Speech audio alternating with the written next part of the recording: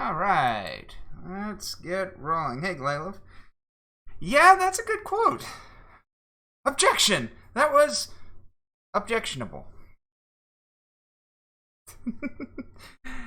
Yeah. I forget, wasn't that Miles that did that one?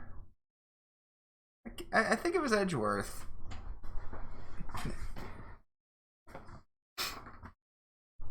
It's rare to see Edgeworth be caught off guard. That's part of why I like him.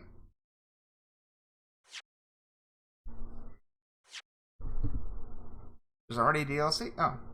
Oh, right, because I bought the thing that... Okay.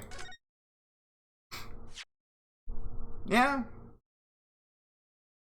Okay, I can do that. Sure.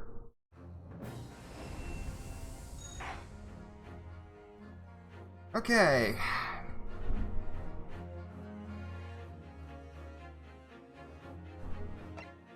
Oh, I can also use this. Yeah? Alright, look at the options here. Voices. Ooh.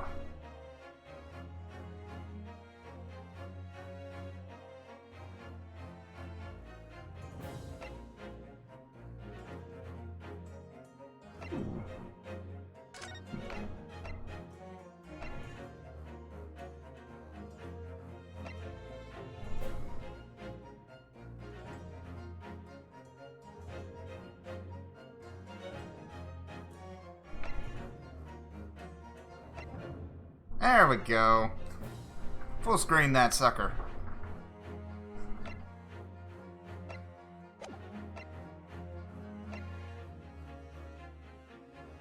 Turn this on to enable story mode in the place of allowing you to progress through the game automatically without having to...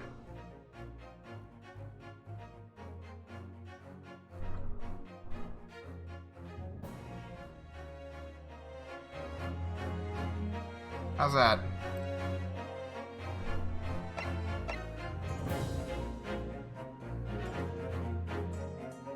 Yeah, I guess so, but it's kind of missing the fun of it. I guess some people would like that.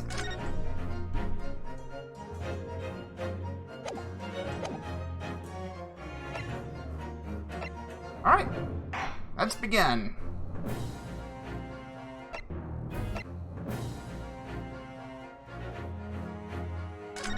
New game.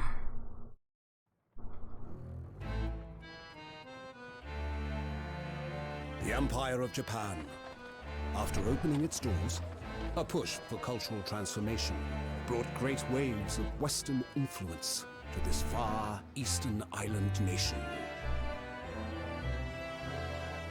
The revolution washed over the land, making life in the capital exciting and unsettling. It was a period of great change, and some was swept away by the tide.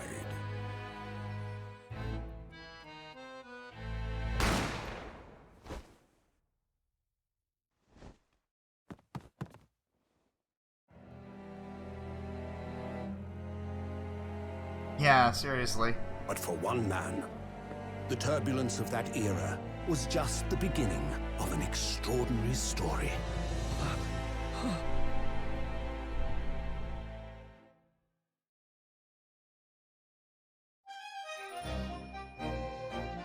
I'm hoping that these sell really well, and they'll decide to actually port the second trilogy of games to Steam, or to Switch, or to something I can stream. Because I want to play that. And I'd like to play it blind. Alright, where are we? 22nd November 43, Supreme Court of Judicature. Judicature? Defendant Senate Chamber number 5. Oh, okay. So it's not all voiced. Still can't believe it. Still can't believe this is happening. How can it be that just beyond the doors to this quiet little chamber is the highest court in Japan, waiting to decide my fate?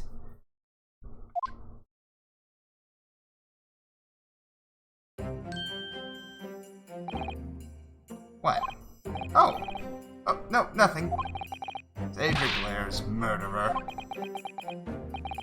Sorry. My name is Ryunosuke Naruhodo. A second-year student at the Imperial Yume University. Ah! 3 days ago, I somehow found myself in the middle of a horrifying incident. Now here I am, awaiting my trial. It's enough. Stop thinking to yourself. Not obliged to listen to such abuse, officer. Yeah, I guess this is his like, grandfather or great-grandfather or something, or maybe just somebody in his family line. Who are you? I'm this man's lawyer. I'll be defending him today. Lawyer? Yes, and until the judge has given his verdict on the case, no one has the right to treat him as a criminal. So you will hold your tongue. Technicalities. Look at you. You haven't even graduated yet. And yet, I still seem to know better than you how a court officer should behave. Right, Ryunosuke? Oh, yes, of course. Sorry. What are you apologizing to me for? Oh, No, I suppose that wasn't my fault. But really, Kazuma, I never meant to drag you into this. I'm sorry. There you go again, apologizing. Just like always. Ah. Though I must say, you've been all over the newspapers these past few days. Yume University professor murdered in cold blood by student. But obviously, you didn't actually do it, did you? I'm really wondering, considering what we saw in the opening scene, is like, how did he not? But, we'll roll with it. Of course not. You have to believe me. I didn't do it. I could never murder someone. And there's nothing to worry about. Straighten yourself up. Hold your head high. You mean... I believe you. I know you're innocent, Ryunosuke. It's a nice armband. Kazuma Asogi, my best friend, also in his second year at Yume University. But he's far more clever than I. A star student, in fact. He's even a qualified lawyer. Impressive, considering he's still an undergraduate. It's not that impressive. Hey, stop reading our thoughts! The very concept of lawyers is only a few years old, here in Japan anyway. My qualifications don't mean much, yet. I said exactly the same thing 3 days ago. But I'm proud to have a friend like you, Kazuma, truly. 3 days ago. Yes, that's when all of this started. Congratulations, Kazuma. Looks like you're gonna get to study abroad at last. I know. I've been forever dreaming of this day. Finally, those government elites have acknowledged my academic achievements and successes in court. So you'll be representing Japan as you immerse yourself in the most sophisticated legal system in the world. I'm really happy for you. I'm proud, as your friend. Not a soul in the university who doesn't know Kazuma's name. He's a living legend. It's like there's some mysterious aura billowing around his temple. Don't bring attention to the fact that his headband keeps flapping in the wind when there's no wind. I want to bring about change in our own legal system. That's why I have to cross the ocean to see the real thing with my own eyes. The heart of the British Empire. I wish I could see it too. Then come with me. We'd have a wild time tearing up the streets of Her Majesty's City of London together. Only we're that simple. Oh dear, look at the time. I better be going. Alright, I'll see you later. I think I'll stay and enjoy this place a while longer. Good idea. After all, it's not every day you get to visit a high-class Western restaurant like this. See you in English class tomorrow then, partner.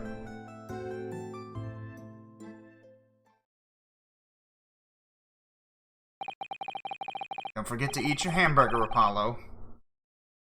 That was straight after that. That's when it happened. Sogi. Okay, I don't know who's saying this. I have a word.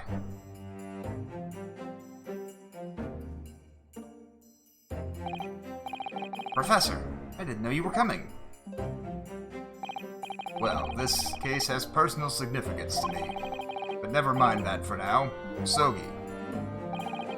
You should go immediately to the judge's chambers. His Excellency's chambers? Why? I was looking for you before. You advocating for the defense in this trial was a sudden decision. It seems there may be some confusion about procedures today as a result. Who is this man?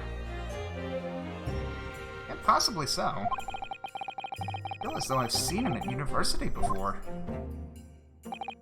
I see. I'll go at once then. I shall accompany you. Alright then, Ryunosuke. See you in the courtroom. Yes, thanks, Kazuma.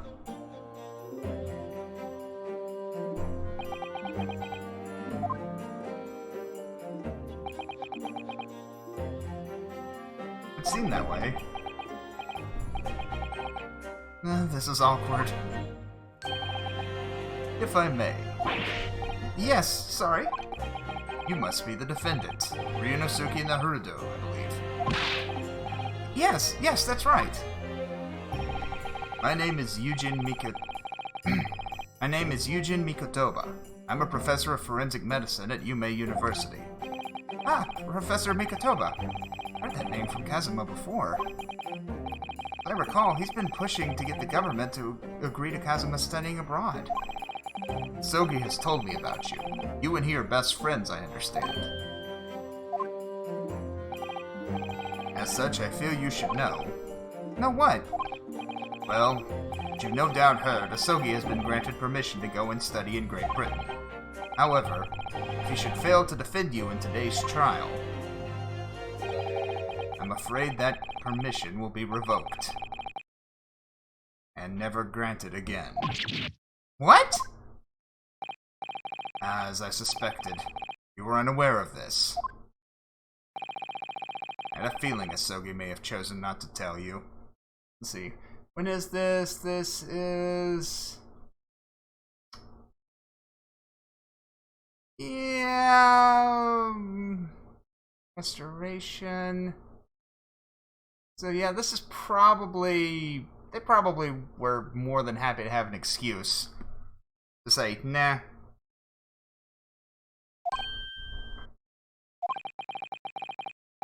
Wait, is this the Meiji Restoration, or am I getting my timelines mixed up?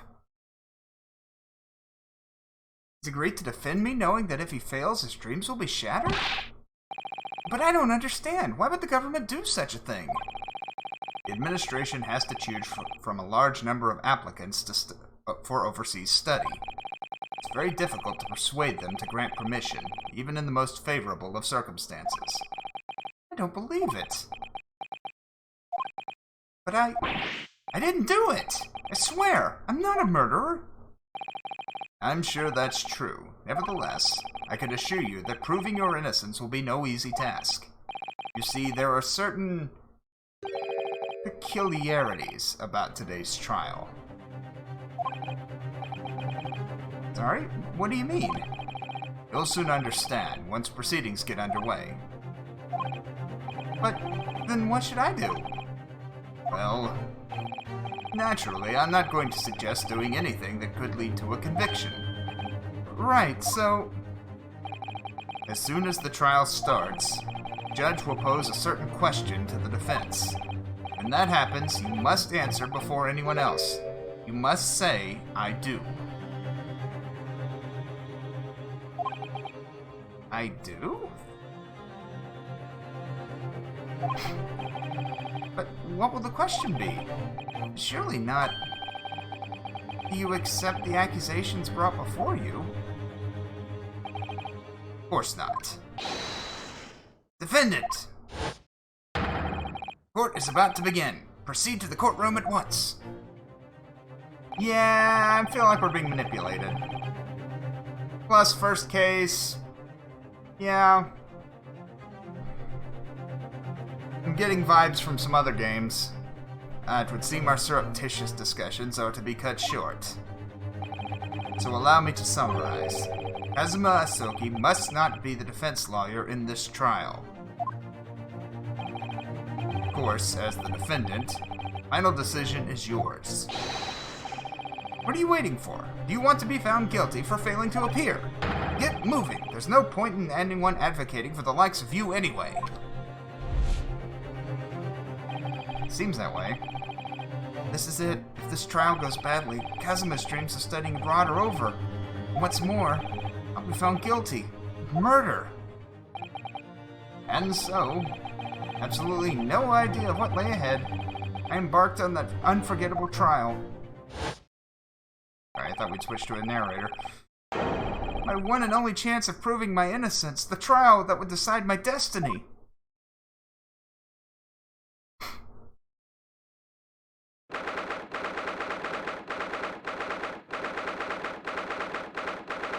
Supreme Court of Judicature, Courtroom 2.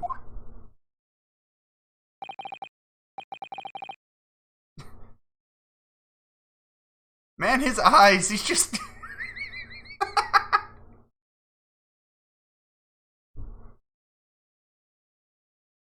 I just love the fact that he's like, wow. So, this is a courtroom?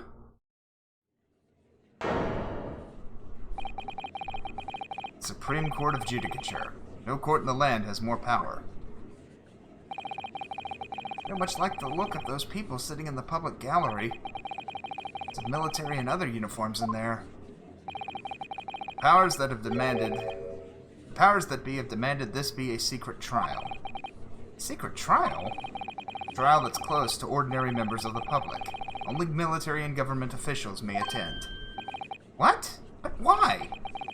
Become clear in time, but for now. Need to concentrate, Ryunosuke. It's about to begin. Oh my gosh, it's Winston Payne's ancestor!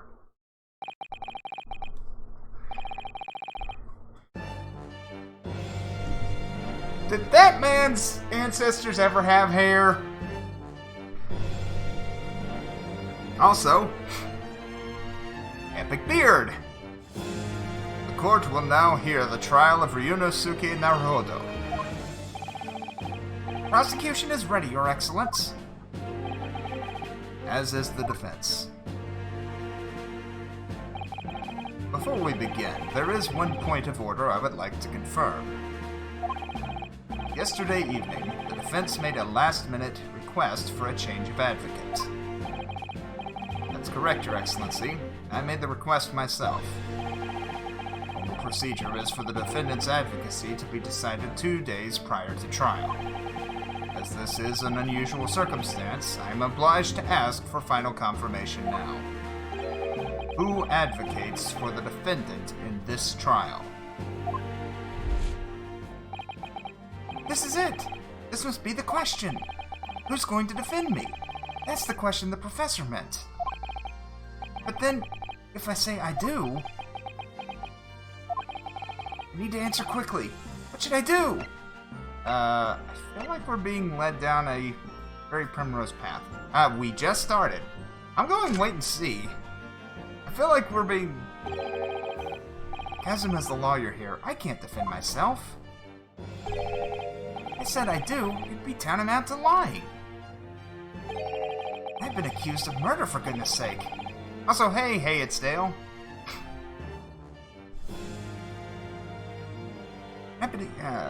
This is no time for lies. Try to stop fidgeting, Ryunosuke. It's distracting. If I don't say I'll defend myself now, things could get very badly for my friend. Very badly for my friend. Your Excellency, no confirmation is needed. As I'm standing here beside the defendant, I hope it's clear who will be advocating...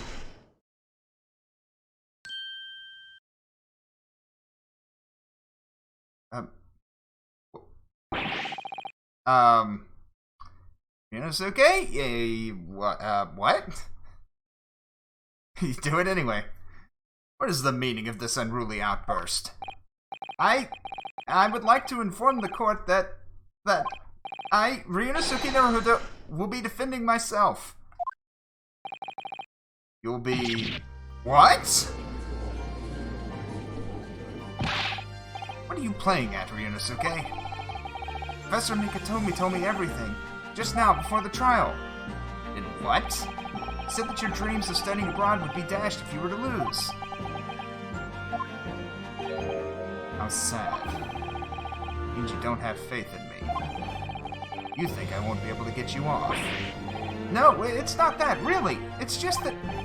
Well, on the off chance that things don't go well for me, I couldn't bear to be the reason that you... Yes. I knew that's how you feel.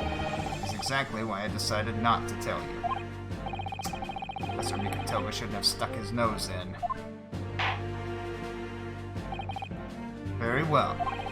The court hereby recognizes the defendant's desire to advocate for himself in today's trial. You haven't even looked at the evidence! Well. Does the accused admit defeat already, renouncing his own counsel? Really? Objection! Yeah, seriously. Make no mistake, counsel. This merely shows that the defendant's innocence is so apparent, he's confident he can speak for himself. Isn't that so, Naruhodo-san? Oh! Yes, exactly. Exactly what I wasn't thinking. I'm not confident at all. Yeah, the shifting eyes are great. In fact, my mind is a complete blank. Oh, you're really echoing down history, aren't you? That's the exact same thing your descendant says, and the exact same expression he has. I realize you're in charge now. Still, try not to look so bewildered. Well, for a mere university student to be brought before the Supreme Court,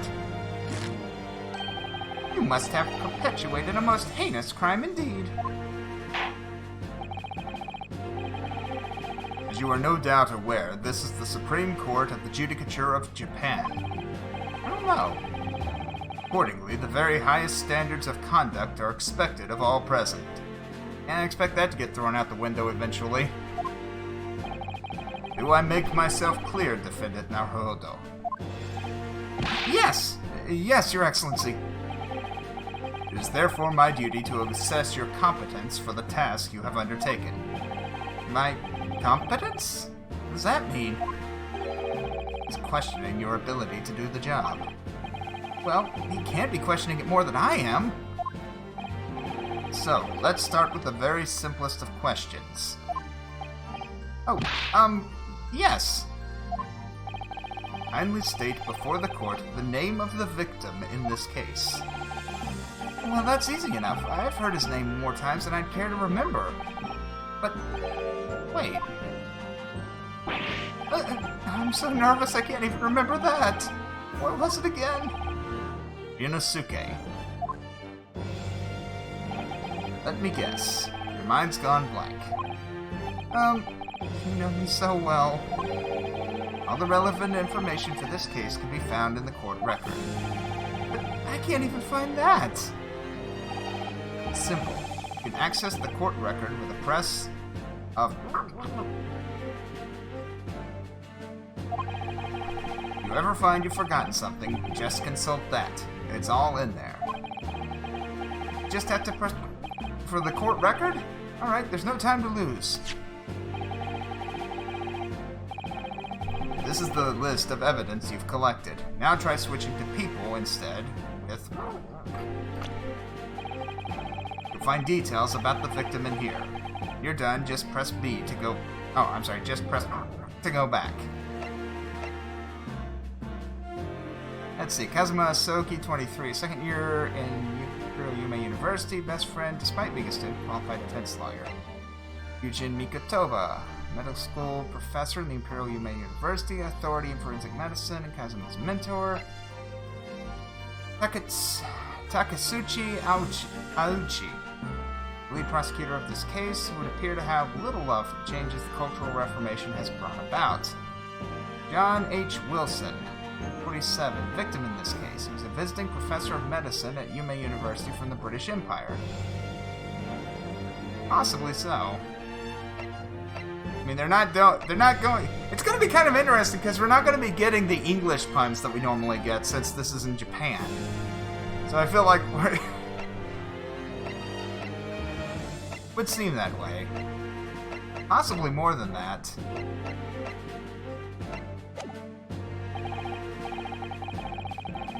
So remember, everything to do with the current case can be found in the court record.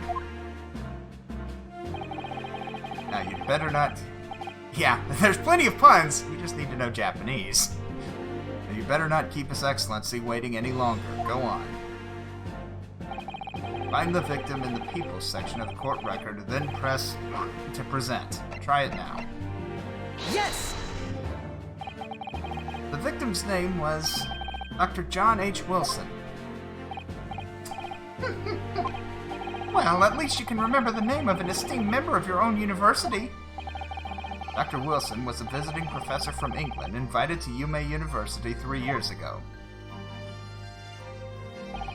Indeed, which is the reason why this case has such profound implications. British Empire is at present our country's most valuable foreign ally. As most of you will be aware, we have just signed a new treaty together after lengthy negotiations. Can't be anyone who hasn't heard of the Anglo-Japanese Treaty of Friendship and Navigation. And yet, despite these delicate circumstances, the blood of an Englishman has been spilt on our soil. You two are both undergraduates at the Imperial Yume University, are you not? Murdering a professor from the very institution that provides your education. Have you no honor? I didn't do it. This case is coming under great scrutiny from our allies on the other side of the world. The court therefore wishes for a speedy resolution to this matter. In other words, our feeble government is scared of upsetting England's policymakers. And you're a convenient and expendable scapegoat to blame for this crime. And that's why this trial has these unusual peculiarities, is it? Exactly. Our government needs to convict someone as quickly as possible. Oh, Japan. Some things really do not change, do they? All because the victim was an Englishman. Yes, Dr. Wilson was an Englishman. But nationalities and treaties won't make any difference from here. The fact is, I was there at the scene of the crime. Yes, what exactly happened? Oh dear, look at the time. I'd better be going. Alright, I'll see you later. I think I'll stay and enjoy this place a little longer. Good idea. After all, it's not every day you get to visit a high-class Western restaurant like this. See you in English class tomorrow then, partner. So is this one of those cases where somebody gets shot and then an innocent party does the most foolish thing possible and picks up the weapon? British Empire. Wow, it's incredible to think...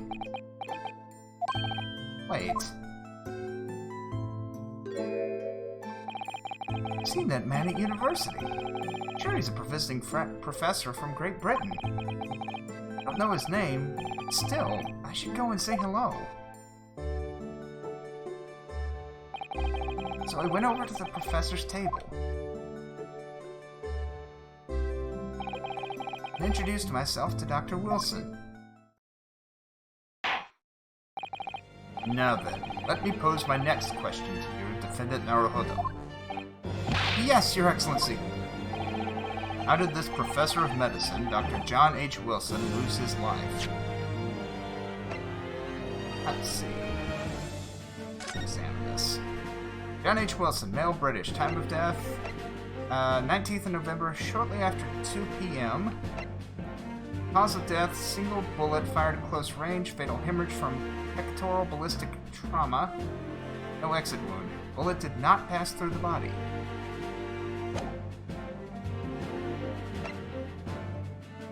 That's the university collar pin. So, yeah, a little after dinner time. state before the court the cause of death. Cause of death? Well, obviously that was, Yunosuke. Remember that in court, every assertion must be backed up by evidence. By evidence? But how? Find the piece of evidence that shows the professor's cause of death and select present. Do it now. Yes! Well, according to this document, the victim suffered a hemorrhagic death due to gunshot trauma. It would have been... Shoot, I should have. Learn to read, you imbecile! That's the post-mortem report, I take it? Sorry, yes. That's right. The, post-mortem report. Are you going to tell me you haven't gotten the updated post-mortem report? In the West, a doctor dissects corpses to identify the cause of death in an autopsy. But here in Japan, a police officer merely inspects the body and draws conclusions that way. Oh, I see. As long as I'm not going to be tested on any of this later. Yeah, I like that. I really like that. I like the animations. This is a so-called photographic print of the scene of the crime. You can clearly discern scorch marks around the bullet hole produced by the powder explosion. In other words, we should assume that the victim was shot at close range. Thank you, counsel. The court will accept this modern scientific evidence into the record. Alright, we've got a photograph. Photographic print shows the victim shot from the front in the chest and subsequently died. It does, doesn't it? So that's a photographic print. Well, that's something I've never seen before. Oh yeah, photography. That's something that wouldn't have been in Japan, really. Or at least wouldn't have been widely done in Japan at this point. It's clearly superior to a drawing. Detail is incredible. Well, if you're using a low powder charge, it's not inconceivable. Very well, I am satisfied with your answers. Let us start the trial. Certainly, Your Excellency. Yeah. I mean, it was... I can't imagine what it was like. So without further ado, in order to better apprise the court with the facts of the case, the prosecution hereby calls its first witness who was there at the scene of the crime when it happened. This is it then. I think I may have worked out what the professor had in mind. Professor? You mean Dr. Mikitoba? Yes, clearly you're the defense lawyer today, not me. That doesn't mean... Well, I could still act as your assistant. Ah, of course. When he was speaking with me before, he simply said, Kazuma Asogi must not be the defense lawyer in this trial. He really has been sticking his oar in, hasn't he?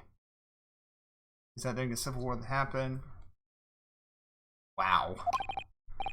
Maybe, but any help you can give me would be greatly appreciated, Kazuma. Well, my first piece of advice is, rein in that crazy look of bewilderment and control the cold sweats. Yeah, that's not gonna happen, bud. Only if you rein in that crazy headband and control the cold stares first. Also, not gonna happen.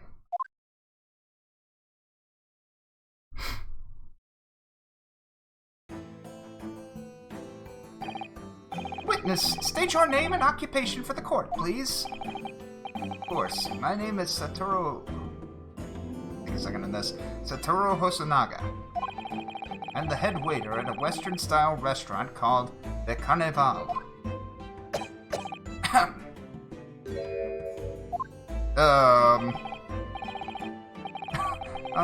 Are you alright? You seem to be coughing up some,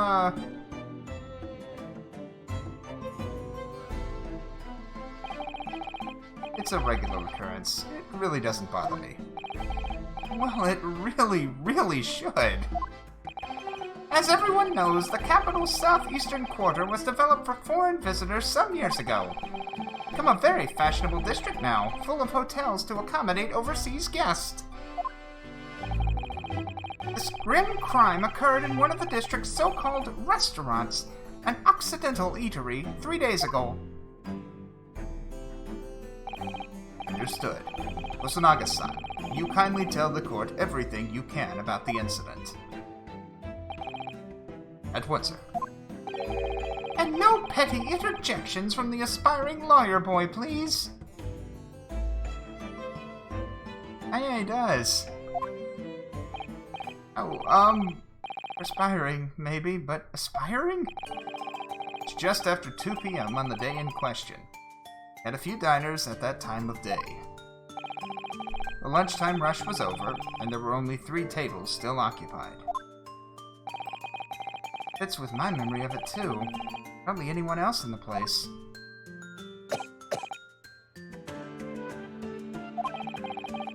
It was when I was in the kitchen, putting away crockery and cutlery. A gunshot rang out, so I hurried to the dining area to see what happened. Found the victim, an English gentleman, slumped in his chair. And standing immediately beside him, gun in hand, was the accused university student. Yes! Hold on. Let me just clarify something here. While I did pick up a gun... Oh my god, you did!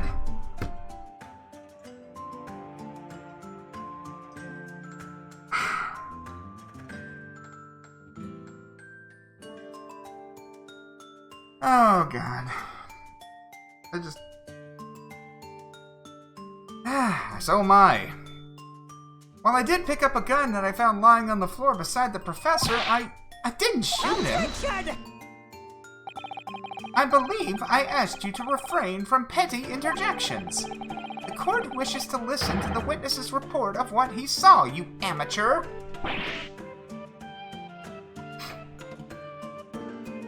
Yeah. But next time you interrupt at an inappropriate time, you will be penalized, Defendant Naruhodo. I wonder if you're allowed to do that in Japanese courts, if the prosecution is. Because I know the courts lean heavily in favor of the prosecution in Japan. Don't worry, Ryunosuke. You'll have your chance to fight back. For now, we must just listen quietly. The witness. If I may confirm one point, waiter. Standing beside the victim with a gun in his hand is the same man we see here in court today? Yes, without question. Oh yeah, definitely. I see. And apart from the accused, was there anyone else standing beside the victim? No. There was no one else around that table but the deceased Englishman and the university student. Huh? Wait, what did he just say? There was no one else around that table? What's the matter, Ryunosuke? That's just not right. When I went over to Dr. Wilson to say hello, there was a woman sitting opposite him at his table. Really? And that's not something the waiter could have missed. I've been warned about interjecting. But still, what should I do? I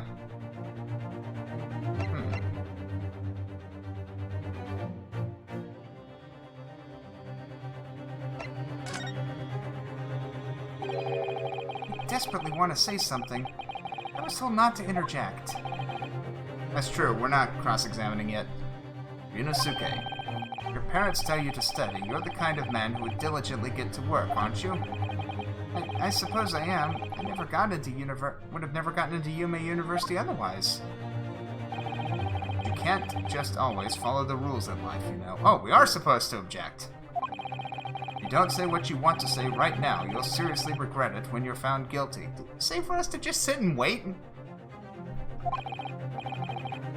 Alright, you scared me. I won't forget that piece of advice in a hurry. And there is something I want to say. I shut my eyes and say it. Yes! Just a moment, please.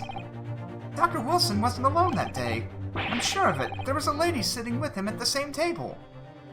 Objection! Dear me, what are we going to do with you? With your blatant disregard for court proceedings, I'm beginning to wonder if you're not a fraud. Could it be that the accused, this mere student, is not a real lawyer after all? But I'm sure of what I saw. Osanaga-san, is there any chance you're mistaken? Perhaps your memory of events is hazy. No.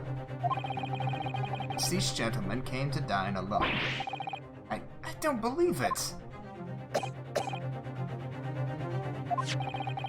I actually have a rough plan of the restaurant as it was that day. Please, have a look if you'd like to. Let me see. Ah, a sketch of the establishment's layout drawn by yourself, I presume. That's right. I'm afraid I used the back of my business card. It was a turbulent situation. However, as you can see, the gentleman in question was seated alone. You're clearly a very conscientious waiter. Thank you, sir. The court will take this plan and add it to the court record as evidence. Oh, well... They're a problem. And the plan to the court officer at once. Of course. Here you are. What was that about? Completely calm and collected until now. Something certainly seems to have shaken you. The waiter's business card's been a sketch of the restaurant's layout is on the back. Yeah, something's on that card that he did not want us to see.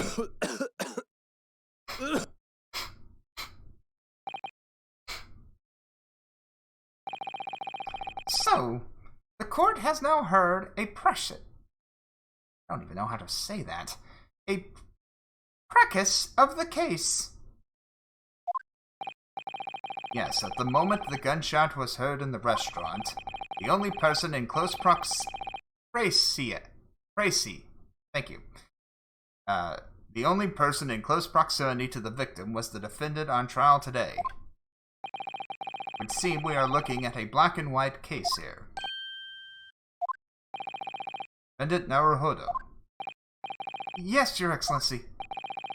You admit your guilt at this stage. The court is willing to look mercifully upon you. In other words, you may have some small reprieve in terms of your inevitable punishment. I called this waiter as an unsworn witness in order to explain the details of the case to this court. But I must warn the defense, if you are determined to pursue matters further in this trial, the prosecution has decisive evidence from sworn witnesses who were present at the scene of the crime. But nobody else was around there. Oh, okay. I learned something today.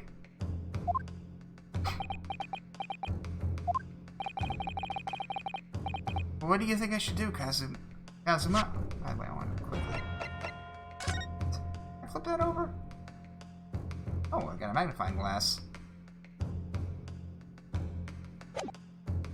Flip it over. Ah!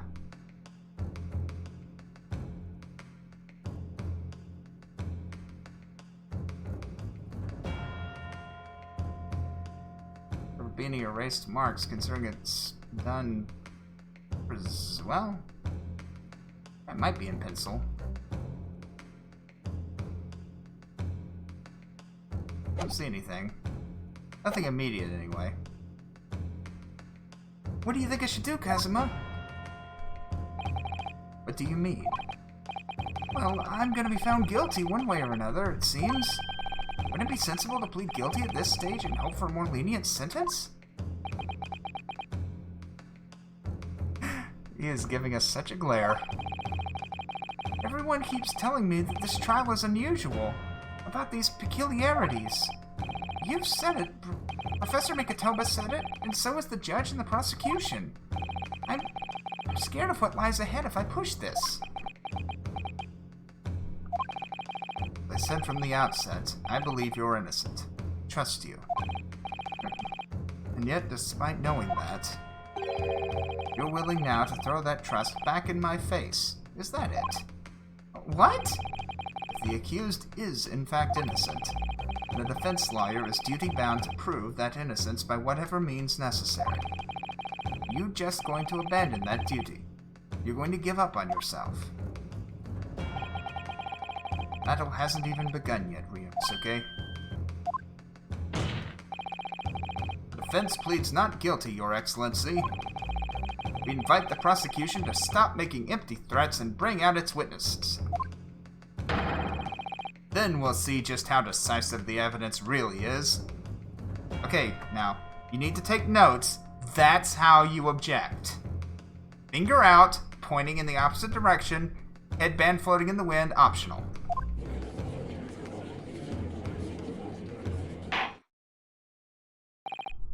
Indeed. Prosecutor Auchi, please continue with proceedings. Well, you were warned. The young can be so reckless. You know, many call me a saint, but I can be a devil when I want to be. In a few short moments from now, that dumbstruck young mouth of yours will be silenced forever. The prosecution calls its next witness. Says, very well. Officer, bring forth the witnesses at once.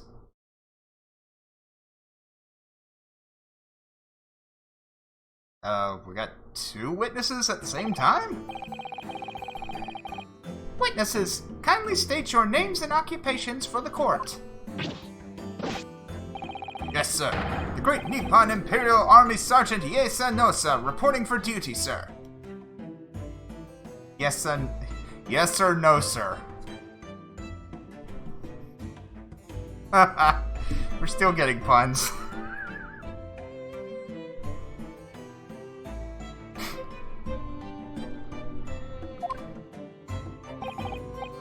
Myself, I find employ as the purveyor of fine articles of antiquity from the efflorescence of our nation, Nippon, and conduct my trade from Rasute, a humble premises in the 2nd District. Rio Korakuta. I don't see a pun there. At your service. Curio Collector. Oh! An antique dealer and a soldier? What an unusual pairing. Both of these gentlemen were present at the restaurant on the day in question. They must be diners at the other table that the waiter mentioned. Myself, I habitually take tea of the most exquisite aroma at the establishment in question, always post-noon. And not infrequently converse with the interested parties regarding the curios with which I make my business. Can't understand a word that old man is saying. He's an antique dealer, and it sounds like he's a regular at Le Carnaval. Seats out potential customers who may have an interest in antiques and tries to sell his wares to them. He obviously targets Le Carnaval because it's a high-class restaurant with rich clientele. That's quite probable. Right, I see. Although, to be honest, that sergeant looks more like he'd be a seller rather than a buyer. Now, you both witnessed the precise moment of this most atrocious incident. Is that correct? Affirmative. The enemy unit has seen attacking the foreigner in what can only be described as an act of war, sir. That was the black uniformed rogue infantryman over there who unloaded his firearm, sir. This man's as impossible to understand as the other. but I'm almost sure I heard a strange noise during that last thing he said. So, this is the decisive evidence the prosecution was threatening. The soldier is claiming he actually saw the precise moment you shot the victim dead. Yes. Well, you're starting to feel uncomfortable. If I'm honest, I was feeling uncomfortable from the start. Now, the court will hear your formal testimony, please. You will state everything you saw at the precise moment that the incident occurred. Yeah, if he's the one that says he saw us. Yes, sir. Sir, yes, sir. Standing by to ready to report, sir. Unsavory memories of a most acerbic afternoon. Oh my gosh, he is. I was ingesting a regulation beef steak at the restaurant while having a tactical discussion with the old man.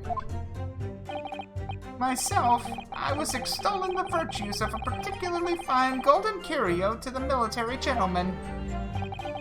At that precise moment, a firearm was discharged. I observed the enemy's action with my own eyes. A black uniformed varsity cadet fired on the English civilian. And from the back, the cowardly little weasel. I was on my hands and knees investigating the whereabouts of my mysteriously abscond precious curio.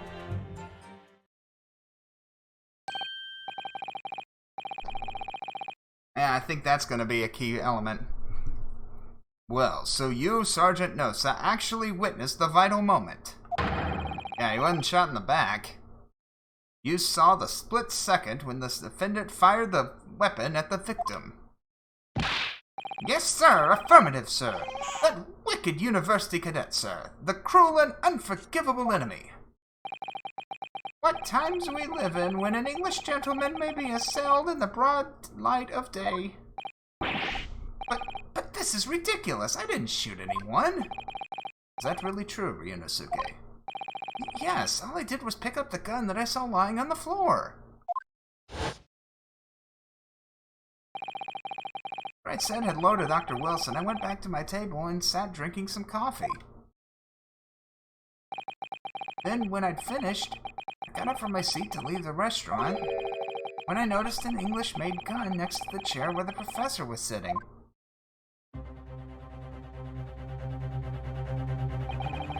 I thought perhaps the professor had dropped it. Wait a minute. Are you telling me you didn't even hear the shot?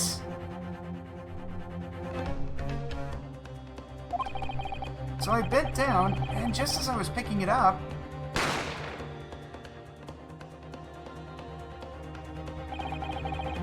Wait, so the shot happened afterward? That's interesting. Well, if that's the truth, there was obviously a criminal on the scene somewhere. And somewhere in these two witnesses' testimonies, there's a clue as to who that criminal was. There is? Ryunosuke, you must exercise your right to cross-examine the witnesses. Cross-examine? Do it now. As we have heard, Your Excellency, there is no room for doubt in the testimony of these witnesses. The defendant is clearly guilty. It is time to bring this despicable student to justice. It was the baby. Certainly, the testimony that the court has just heard eliminates any vestige of doubt. Therefore, it is my grave duty to declare the verdict of this trial.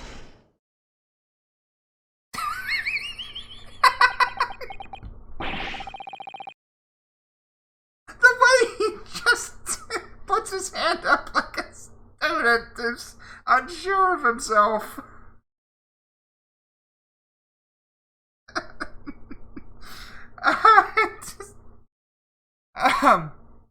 You gotta work on your objecting skills, sir.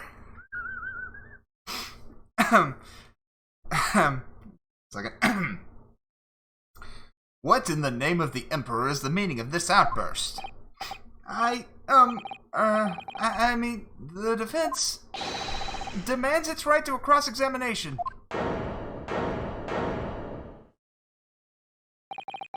Dear me, dear me. Let me guess. The Hachimaki headband boy next door told me to do it. How pathetic.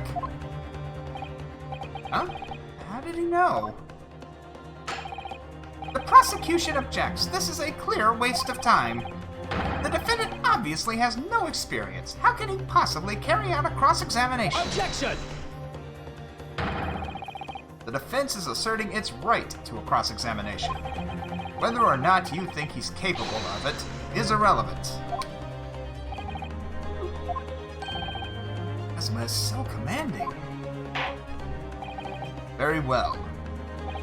Let the defense conduct a cross-examination of the witnesses. Alright, this is where the battle really begins, Ryunosuke. But I don't even know what I have to do in a cross-examination. It's obvious. You have to expose the lies in the witnesses' statements.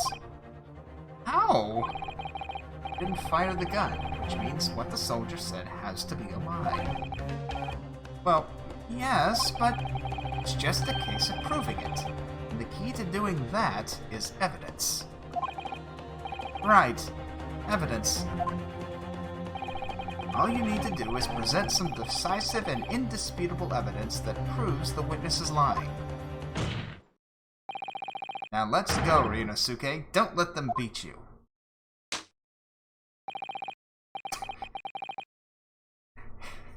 I just love how... even whenever he slams the table, it's... yeah, he's got to refine that. That's not a Phoenix Wright slam. That's more of a... Alright then. It's all or nothing.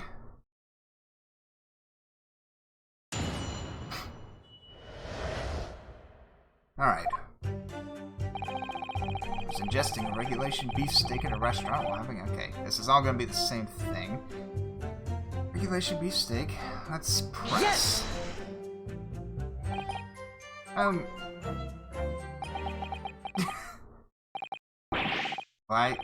Why aren't you saying anything? Is this some new interrogation technique? I hadn't actually thought of what I wanted to ask. Just ask about anything that catches your attention. Anything that bothers you. Alright then,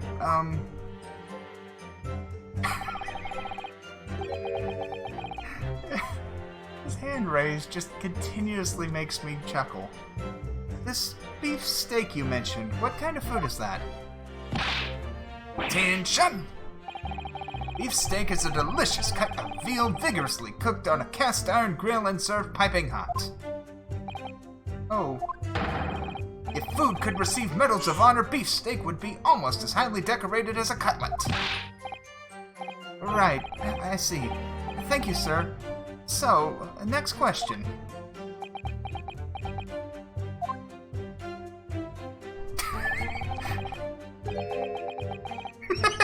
Beef steak is cow, veal is veal steak. This cutlet you mentioned, what kind of food is that? Attention! Cutlet is a delicious cut of veal tossed in breadcrumbs and deep fried in cooking oil. Accept your guilty verdict, atone for your crimes, and when you're released from prison, try it. Yes, sir, I will, sir. On the double, sir. Sorry to interrupt, but how about trying to stick to the questions that are relevant to the case? Sorry, I'll do my best. So, next question. Is it just me, or do you keep hearing a sort of wah crying sound? Negative. Well, at least we've learned that he's a big beef lover. Affirmative. It's not easy knowing what questions to ask.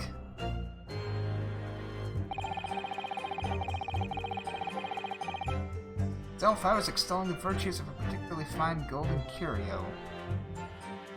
Military gentleman. Yes! I have no idea what you're talking about. A koban, boy. A koban? You mean an old Edo coin? The day prior to the incident, a treasure of exceptional value from the Holy period entered my possession. I took myself to the restaurant the following day, with said item secreted in my bosom pocket, in the hope of an affluent cognizant.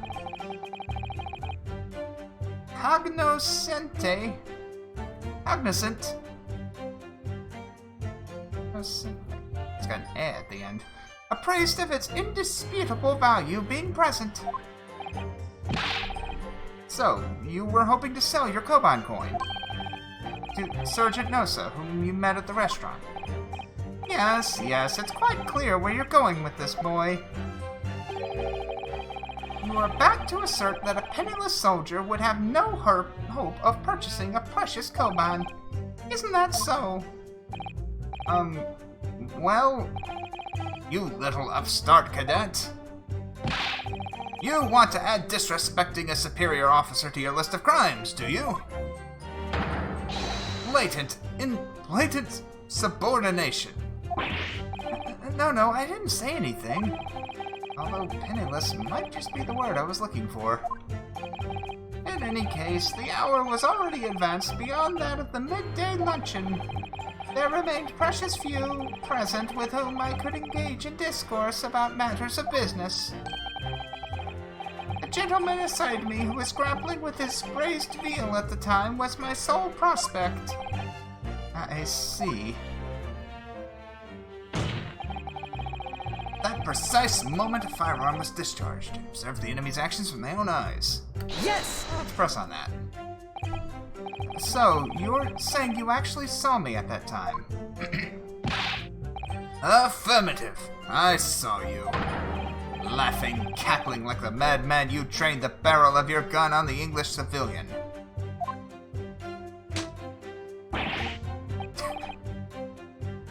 He slapped the desk and then looked uncertain, man. Come on! But that's impossible. I only... Allow me to confirm just one point, please. What's that, Private? Thinking carefully about the statement you just made, it seems to me that it must have been just after you heard the gunshot that you looked over to the victim's table. And so what if it was?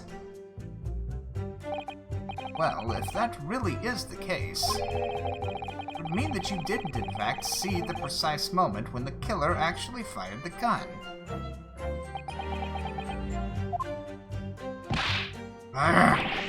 And double. My sixth sense.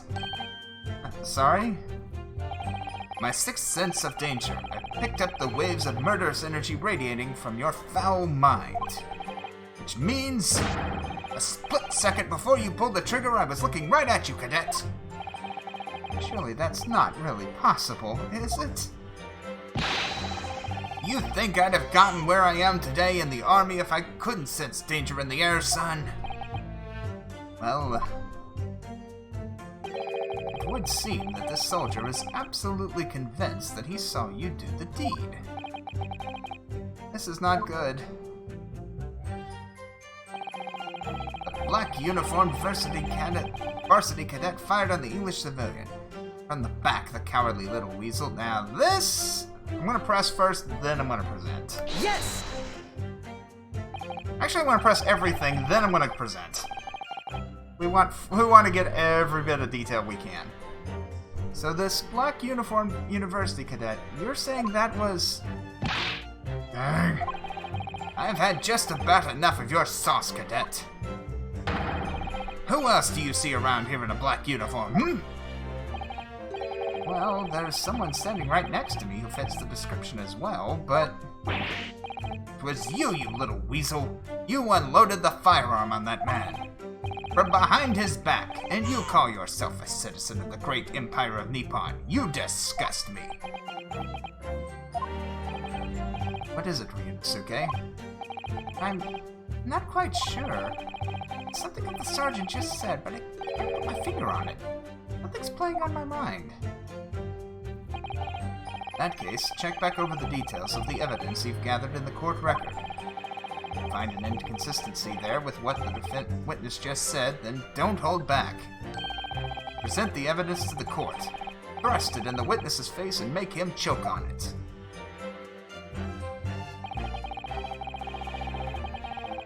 These are my hands and knees investigating the whereabouts of my mysteriously absconded precious curio. Press Yes! Your hands and knees? Could you explain that, please? That's right. Spreading the arthritis, I was, in order to retrieve the lost piece. What lost piece are you referring to? The Koban, of course! The exquisite Horror-Era Koban coin! Ahoy! I had just been showing the rare treasure to the military man as he masticated his meal. After averting my eyes for the briefest of moments, was there no more. It simply vanished. Koban vanished? Hence, I began to acquaint myself with the intricacies of the floor in order to locate it. And then it happened. Probably so. You heard the gunshot, you mean? None other than, though it was no concern of mine, I was frantically scouring the floor for the aforementioned lost treasure. So, in fact, you didn't actually witness the precise moment when the incident occurred? Indeed. Myself, I did not. No idea what I'm supposed to do here. Listen, Ryunosuke. We know that there are lies lurking in these statements. It's time to expose them. Understand that? The question is, how? Like I said before, the key to this is using evidence that you've collected. You can examine and present evidence while a witness is giving testimony by pressing... Go through each witness statement and details about each piece of evidence and compare all the facts. Yeah. Somewhere in there you'll find something that doesn't add up. In other words, an inconsistency. Inconsistency? You find a statement and a piece of evidence that seems to contradict each other. Present your evidence with and rip the witness apart. Hey, Peanut. This is the Great Ace Attorney collection. Or Great Ace Attorney Chronicles, excuse me. It's, if you're familiar with the Phoenix Wright Ace Attorney series, this is a game in that series that takes place during the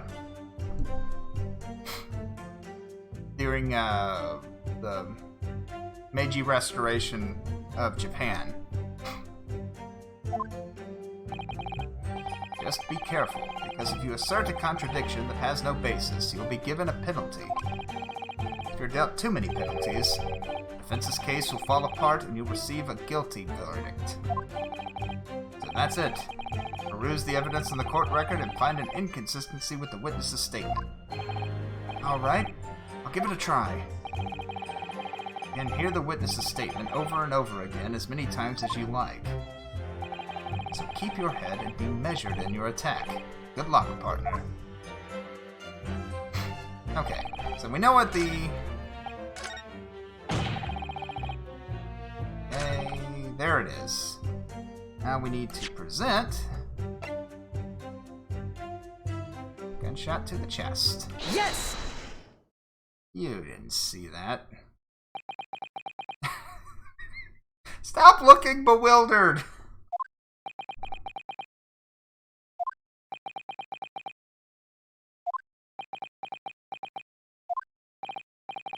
What? What are you playing at, cadet? What is the meaning of this subordination? Thrusting this wad of papers in my mustache. Inconsistency, sir! I mean, yes! There's a clear inconsistency here. What nonsense! What can this document possibly tell us that we don't already know? Well, obviously, that, I know what I want to say, but the words just won't come out of my mouth. Oh yeah, you're probably right. I think this proves beyond any doubt, Your Excellency, that there is no place for an amateur student here in this grand courtroom. It's so frustrating. Oh, please. Surely this doesn't require an explanation. Couldn't be more plain. To spell it out would be an insult to the court. You know who Kazuma is really reminding me of? He's reminding me a lot of Edgeworth. Both from the way that he carries himself and also from some of his mannerisms, especially that one. The only thing we're missing is a grin. Kazuma? What? What are you talking about? It's apparent from a single glance at the post-mortem report presented by the defense that there's a clear discrepancy here with the sergeant's statement. What? Sergeant Iesa Nosa. Sir. Yes, sir. What, sir? The statement you just made was this. The black uniformed varsity cadet fired on the English civilian. From the back, the cowardly little weasel. Yes, sir. Affirmative, sir. I witnessed the crime with my own military-grade eyes, sir. Yes! But no, that just can't be. And why not, cadet? Because...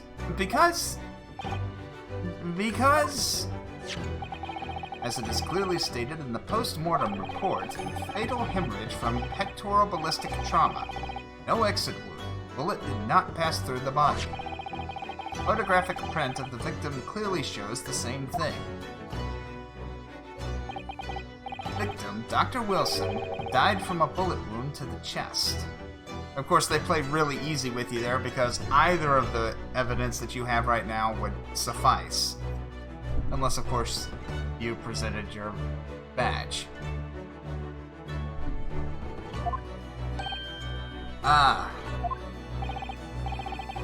Sergeant, according to your witness statement, the culprit shot the victim from behind. And that is the obvious discrepancy here. Well, how do you explain it?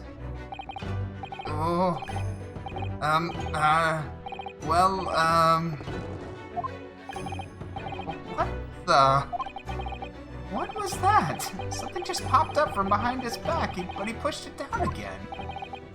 Certainly, there is a clear discrepancy with the facts here.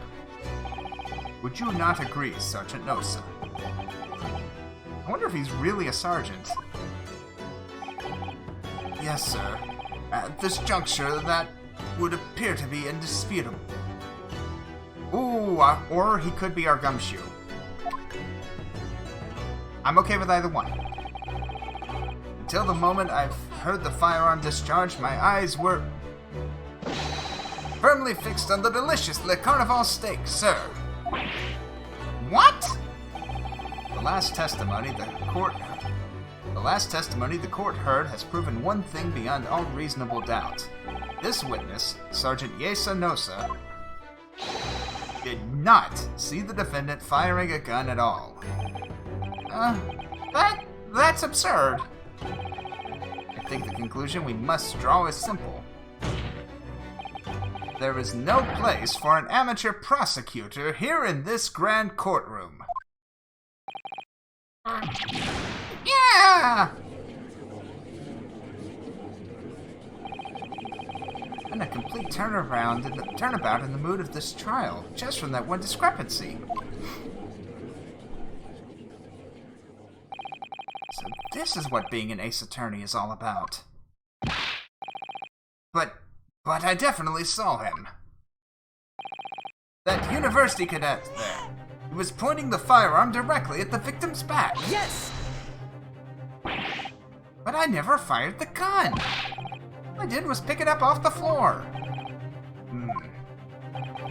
And you, old man, you didn't see the moment the victim was shot either.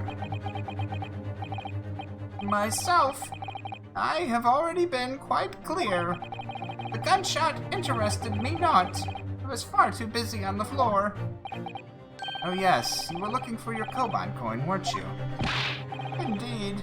The prized Hoekera Koban. Hunting around under the table, I was, in my case, mayhap it had fallen there. And then it happened. Heard the gunshots, you mean? Indeed I did. But I heeded it not, for I was concerned only with finding my absconded Hawaiian treasure. Nothing could distract me. What of interest? Did you find the coin in the end? No. I see. That lamentable day, the precious Hoi Koban was lost to me. No doubt some unscrupulous scoundrel pocketed the prize coin for himself. This is pointedly looking away. As I am sure everyone present is aware, this case demands a swift and decisive resolution. Our government has promised to send a full report to Great Britain by telegraph this very afternoon. Nevertheless, the witness testimony the court has just heard was inconclusive. No matter how subservient our government feels it must be to the British, it would be unforgivable to deliver a verdict on this trial right now. What is your position, Prosecutor Ouchie? Worry not, Your Excellency. The defendant may have fled a tiger at the front gate, but he will find a wolf at the back. My witnesses have further testimony to make. Explain. On hearing their next statements, it will become abundantly clear that there is only one person who could possibly have committed this despicable crime.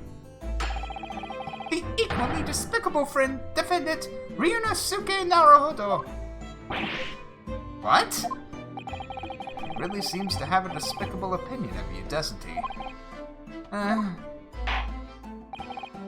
Very well. The court invites the witnesses to testify again. We will thoroughly explain the reasoning behind the prosecution's allegation. That clear? As clear as Kiriko glass, Your Excellency. Yes, sir. At once, sir. Awaiting signal to testify, sir. Excuse me, but there's something, or someone, peeking out over your shoulder. I think... Affirmative. The newest member of the Nosa family to rise up through the ranks, sir. Name, Ido. It seemed those straps are the sign of a sergeant being too strapped to afford a nanny. Ido, tension! Your father is about to quell the enemy. Oh my gosh, that's adorable.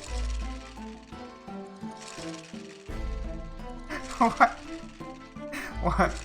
Hold on. Watch and learn, my boy.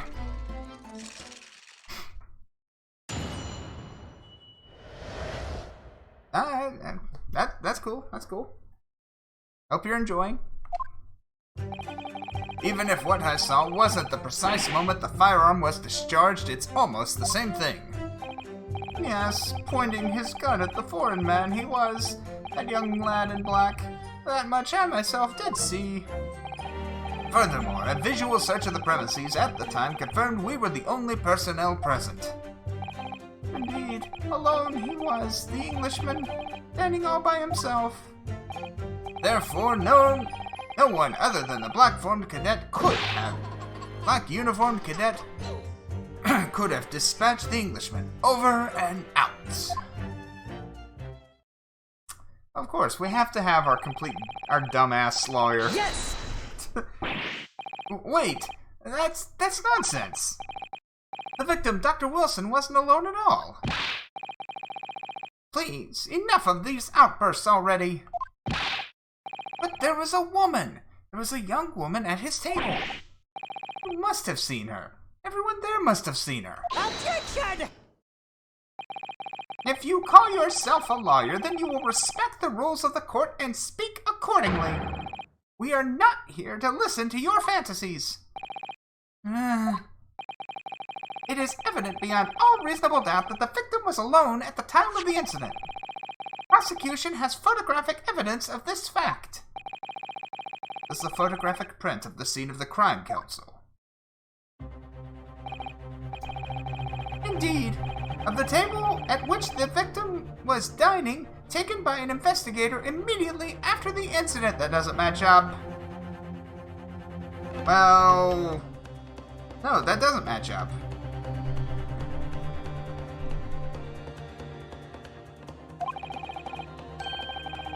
As can be plainly seen, there is only one place set. Certainly, based on the appearance of this print, I'm gonna look at the court record. Okay, maybe it actually does. I can't see the full stake. Never mind. Oh, and there's missing chairs. Good point.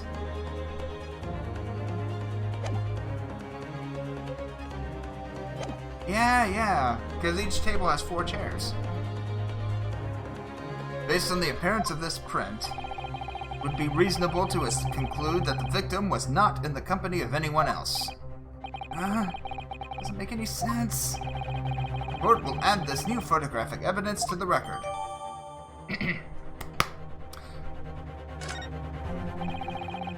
Don't understand. Yeah, it's missing 2 chairs.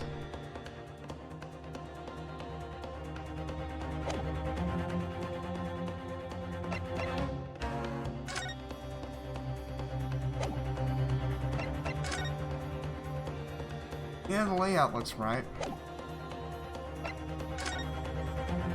But according to that, there should be 2 more chairs.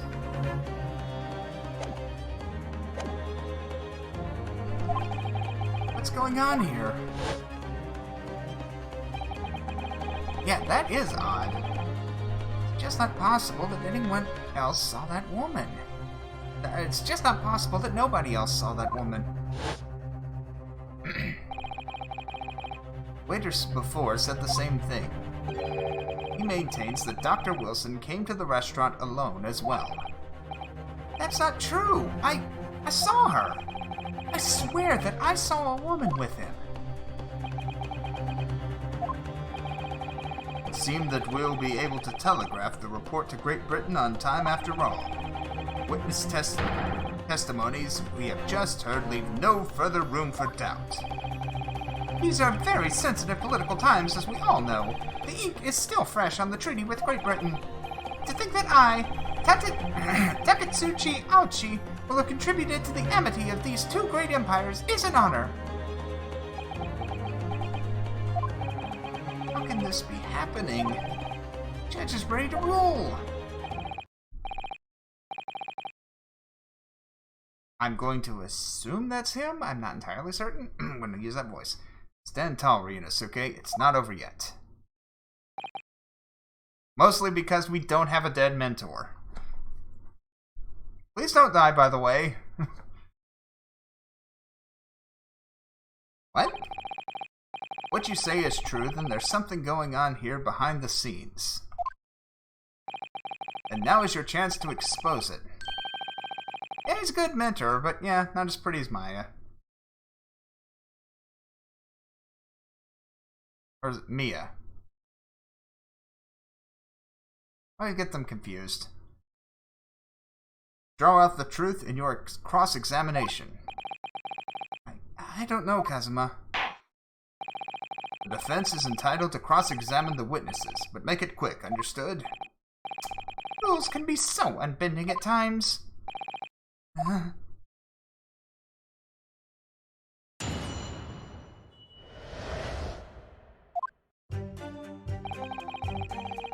Even if what I saw wasn't the precise moment the firearm was discharged, it's almost the same thing.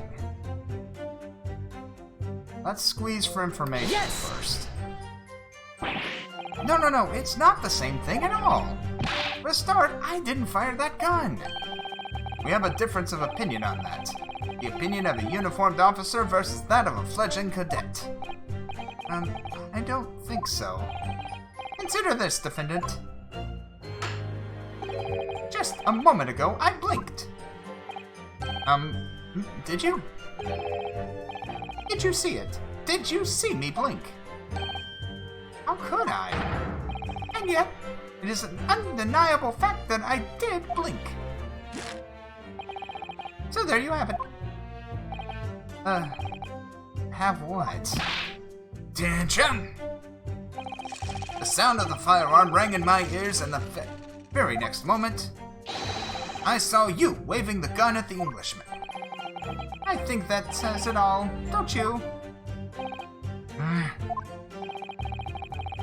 And let us not forget that the antiquities dealer witnessed the accused in this most incriminating position as well. Isn't that so, Kurikuda-san?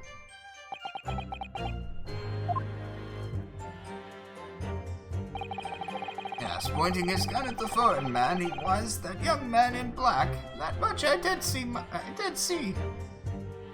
Having to shift from one voice to the next, and I'm getting them wrong. Yes! Yes, it may be true that I was holding the gun at that point in time. But I told you already, that's only because I picked it up off the floor. Well, obviously, as the culprit, that's the only way you could explain it away. I just finished drinking my coffee. I was about to leave the restaurant when I noticed a gun on the floor at Dr. Wilson's feet. I picked it up. And at exactly that moment, a gunshot rang in my ears. Full of events beyond our control, life is. Sorry, what do you mean? In your case, you found a pistol on the floor and picked it up, which precipitated the testing predicament. Whereas, conversely, I failed to pick up the Koban from the floor and find myself in an equally testing predicament as well. Anyway, the fact remains, myself, I did see you, with pistol in hand, standing over the foreigner. Furthermore, a visual search of the premises at the time confirmed that we were the only personnel present. Yes! You must have noticed someone else at Dr. Wilson's table. There was a lady there. Objection! As you have been at pains to point out time and again, I feel I'm growing a callus in my ear. And yet, no one else appears to have caught even a glimpse of this woman. If there had been more people dining there at the time, someone else would have noticed her. Unfortunately, it was already past 2 p.m. when it happened. Quiet time between lunch and dinner in any restaurant. I know. Of course, the place was almost empty. Expect. Certainly, 2 p.m. is neither here nor there in terms of a time to eat. Wonder if there was a reason why the victim was eating at that time of day, and why he was alone. Yes, Your Excellency, there was indeed a reason. There was? Ahaha! This was found in the victim's jacket pocket. What is that, Counsel? It is a medical report card, Your Excellency. It would seem that the victim had an appointment at a clinic prior to visiting the restaurant. What's a clinic? Yes, there would indeed appear to be an entry for the date in question. 19th November, noon to past 1 p.m. Very day of the incident. So the victim went for a late lunch following his appointment. The explanation couldn't be more simple. The prosecution felt no need to submit this evidence before, as it really has no bearing on the case, says you. I wonder, what do you think, Ryunosuke? Well, it's hard to see how it could be related, really. Remember, you can request for it to be entered in the court record as evidence if you think it could be useful. Can I ask for Dr. Wilson's medical report card to be submitted as evidence? Yes. Put that sucker in evidence. Yes! If I may, I'd like to ask for that medical report card to be submitted as evidence, Your Excellency. On what grounds? The court has already heard conclusive witness testimony. Additional evidence would be extraneous. Not to mention that the victim's movements prior to his arrival at the restaurant are of no concern. Whether or not they are of concern is up to us to decide. We have a right to explore all possible avenues. I beg your pardon? You have no authority to refuse a perfectly valid request for the submission of evidence. Very well. The court will grant the defense's request.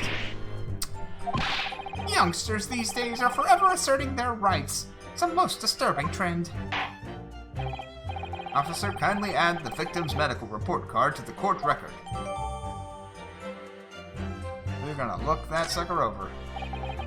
What we need right now is new clues. Oh, we just got a new clue. Let's take a peek at it. Oh, okay, we can't take a closer look at it.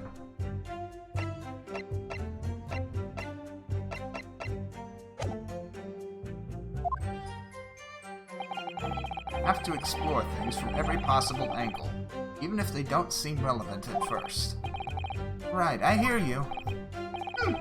You can conspire to prolong this trial as much as you like, but it's the day after the festival already for you.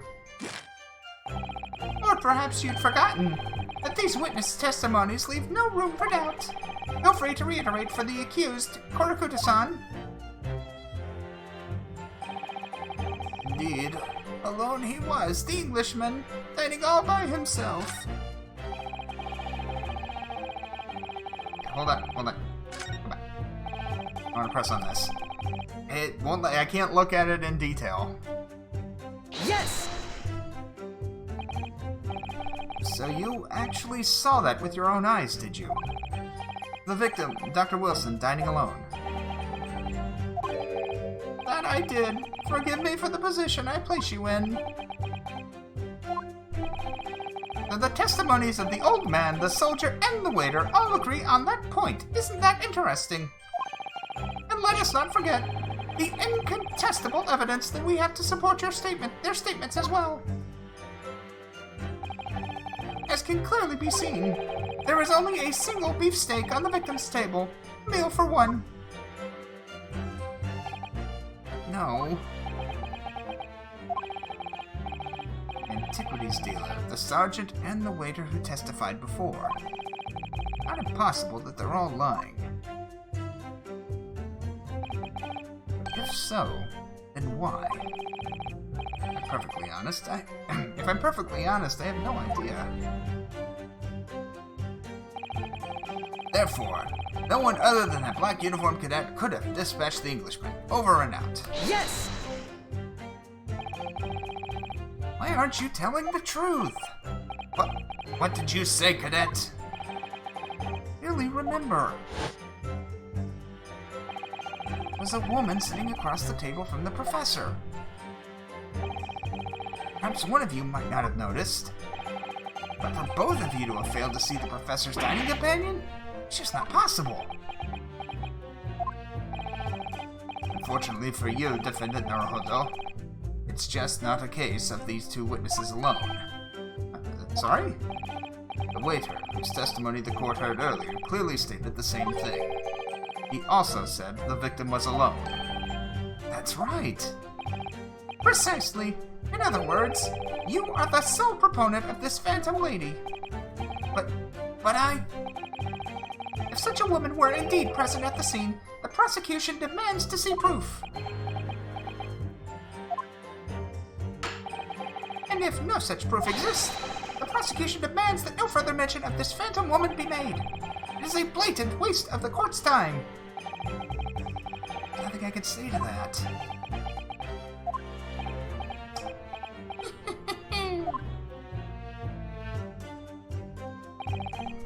Excellent work, Ryunosuke. We've gleaned some new information now. Well, yes, but I don't feel like it changes much. I can't see that it brings any real discrepancies to light. I wouldn't be so sure. You see that medical report card you got before? Oh, you mean this? Yes. This is a brand new piece of evidence, so perhaps we should examine it in a little more detail. How exactly? You'll notice that some pieces of evidence bear a magnifying glass. These are ones you may examine. Press and take a closer look at the piece in question.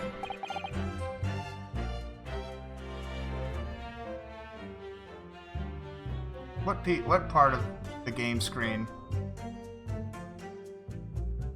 Oh, you are.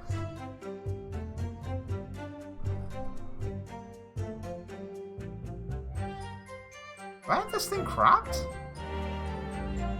I do.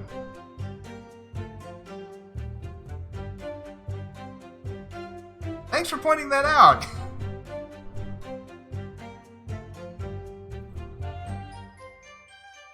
I don't know why I had it cropped.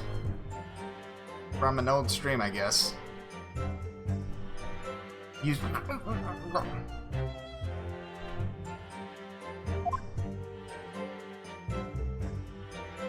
So it wouldn't let me examine it until it gave me the tutorial. To rotate the evidence in all directions and examine it from all angles. By using...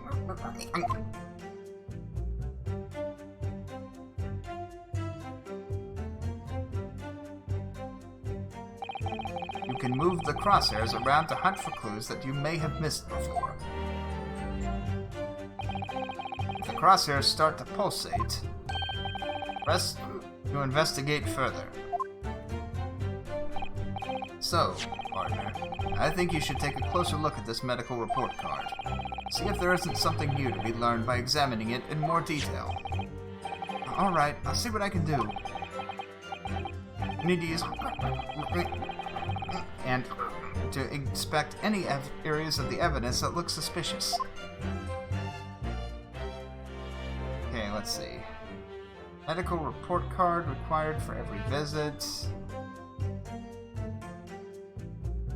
Name Mr. John Wilson, Hota Clinic. It says Hota Clinic on this medical report card. I hate clinics, just as much as I hate hospitals and surgeries. Aren't they all the same? When I was 5, not the only cold I'd ever had in my life. I remember, even though I felt awful already, I had to have this ridiculous, hideous injection in my right arm. Forget it. Never in my whole life. Most people would give their right arm to have had only one cold in their whole life. Anyway, I don't think this is the clinic where they treat people for illnesses like that. Let's keep looking for clues. I don't want to miss anything.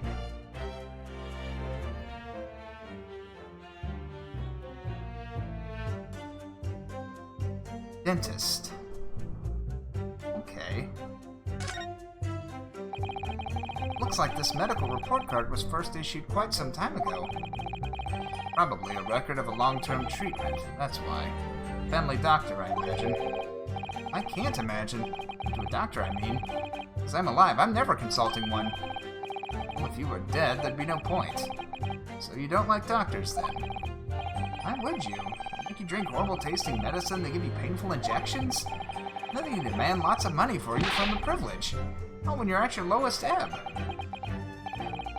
You sound like a model patient. Bad case of stubbornness, no less, for which the only cure is a very bitter medicine indeed.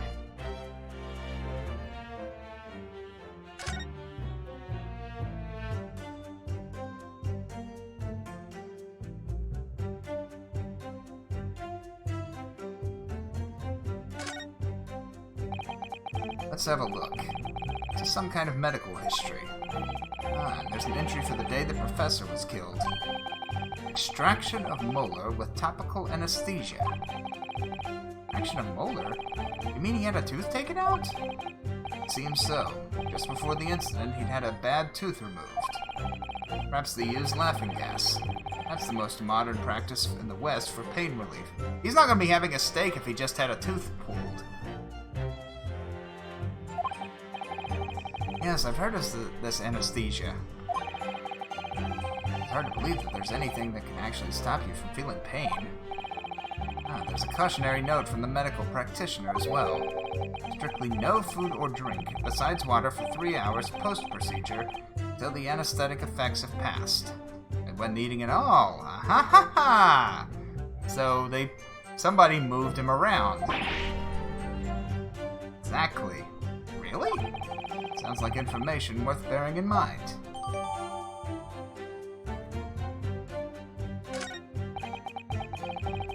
This new information, meaning of that one particular statement, totally changes.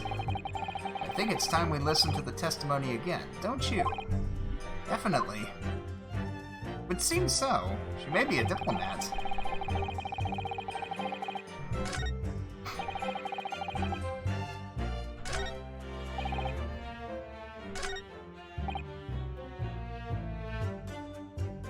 Probably gonna be the one. Yep, that's gonna be the one.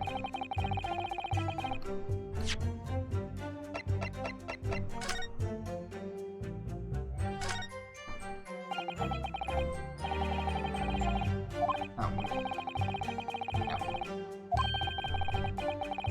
Yeah, we already got that. Oh. I looked at it instead of presenting it. Whoops.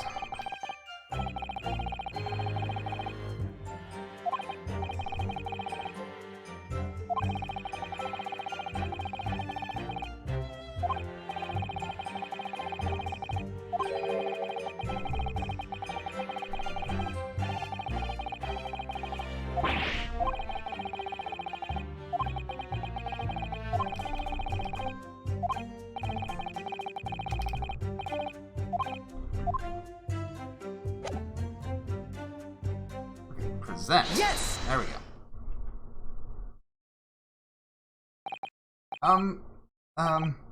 Well, I think, what are you wittering? About what are you wittering, lad? Call yourself a lawyer? I wish I could. First and foremost here, I'm the accused. Ryunosuke. Everyone stumbles on their words occasionally. The circumstances, I wouldn't worry about it. Thanks, Kazuma. You can see it quite clearly in that cross-examination you just carried out. Raised your hand straight up like that, so purposefully. Exactly what it was you wanted to say. Don't feel like you have to choose your words carefully. Say what you're thinking. Alright? And thanks for the advice.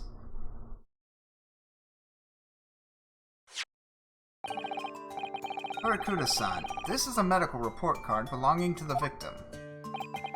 I see, and I don't see. What of it, boy? Comparing what is written on this report card with your witness statement, something clearly doesn't add up. Objection! Dear me, dear me. Have you forgotten my word so soon, you amateur? Sorry, what? You are not to interrupt court proceedings with your amateurish drivel. But let's see if I can explain in words you might understand. It was after 2 p.m. in the afternoon when the victim was murdered at the restaurant. Whatever he may or may not have done before that time is completely irrelevant. But that's, Remember, Ryunosuke, you don't have to use clever language or fancy words. Make your point. Your Excellency, I believe we're finished here. There is surely no need in prolonging this trial further. The witness testimony the court has heard has been clear and concise. This medical report card has no bearing on the matter at hand. So, for that simple reason that there is no one else besides the pale-faced pupil who could have possibly... Hey, we got a proper slam! Instead of a slap. This medical report card has nothing to do with the case? Do you really believe that? What? That outburst half petrified me, boy. Of course I believe it. How could it possibly be relevant? Perhaps because Hoda Clinic, which issued the report card, is a dental clinic. A dental clinic? Is that supposed to mean something to me? Perhaps if I told you that the victim just had a tooth extracted. What's this now? And furthermore, I told you that as a result, the victim had been forbidden from eating. Just what are you trying to say, Cadet? We had orders not to eat? So what? It's all written up in here. No food or drink other than water for 3 hours post-procedure while anesthesia wears off. What? No, that can't... Horikuda-san. What, boy? What?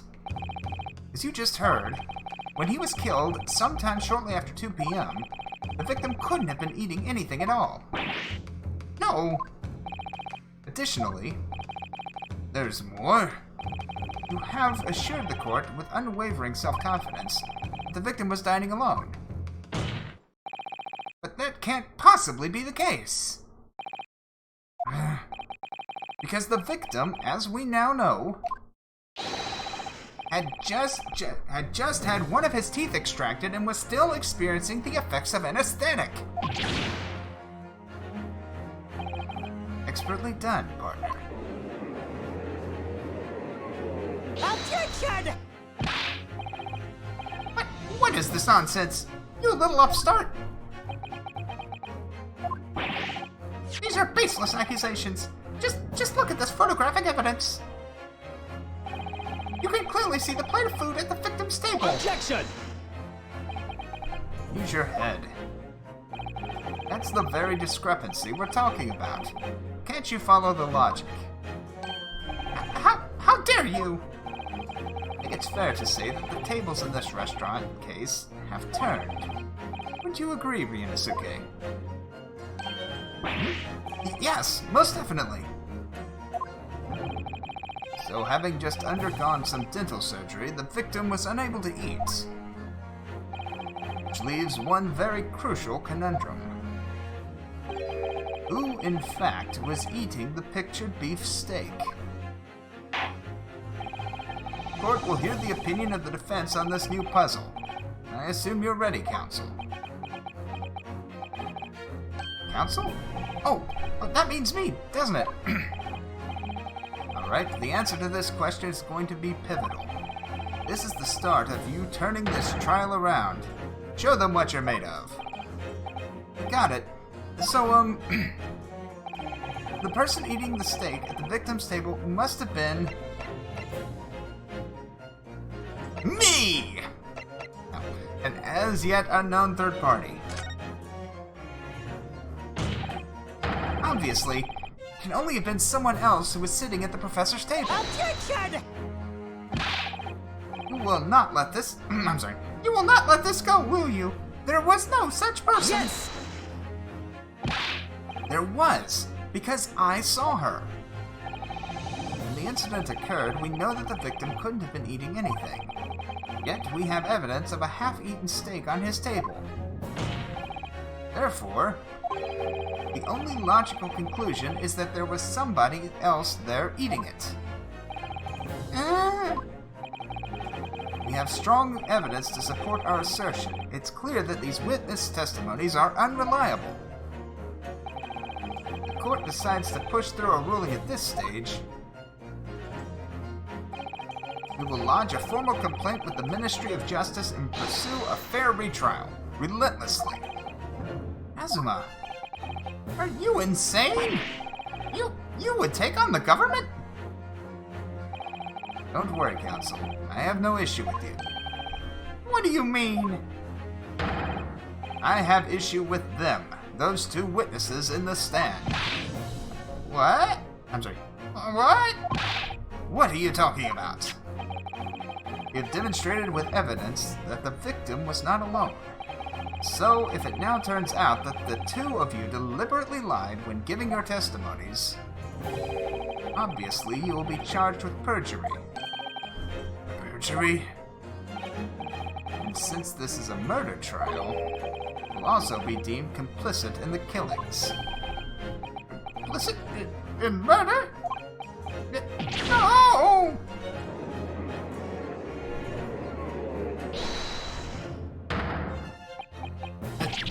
Negative. There was no mention of this at the tactical meeting. I was just following orders. That's right, as the man says. Just say you never saw the gentlewoman. That's what they, told us.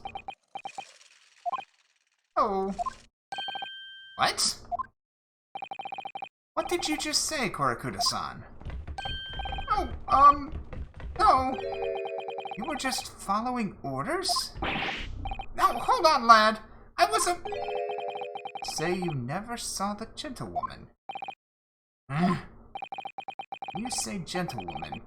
Do you mean you saw the victim with the lady from overseas? What? Objection! What is the meaning of all this? These witnesses gave false statements? Is this true, you pair?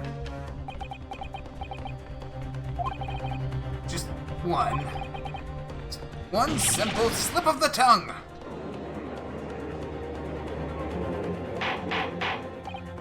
Order, order. Counsel, explain what is going on here. It's painfully clear now. You tried to prevent these witnesses from telling the truth. Absolutely not! The prosecution knows nothing of this. Then who's behind this? Who tried to make you keep your mouth shut? Well, that's classified. So you're prepared to be tried as a conspirator to this murder, are you? You wouldn't. This can't be happening. Ryunosuke, judging from the way they're reacting to this, I'd say they were sworn to silence by someone with considerable influence. However, hey Poke, I don't believe Ouchie had any idea about it. What are you saying?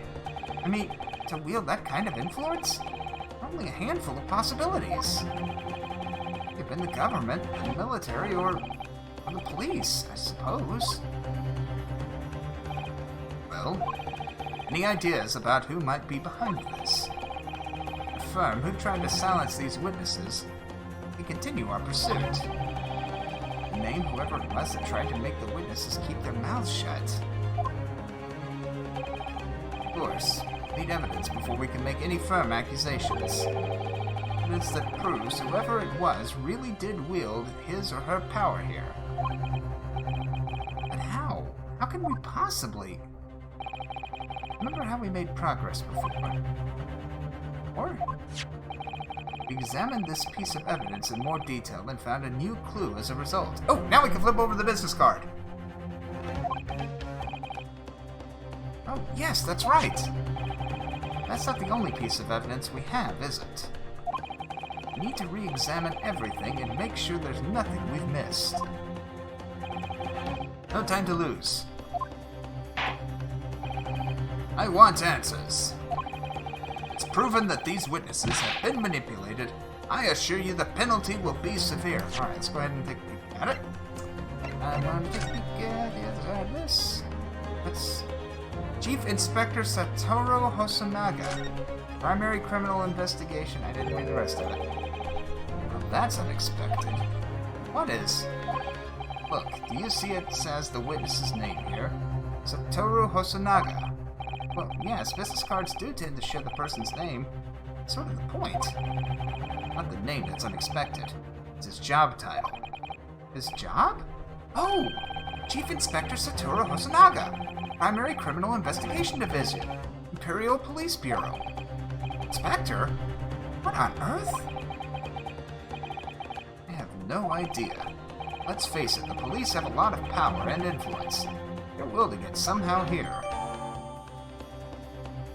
Oh, now we know who's behind it. I'll take a look at the front again, just the heck of it. One of the restaurant raises a number of questions, I think. Definitely. It's supposed to show the relative position of everything in the moments following the incident.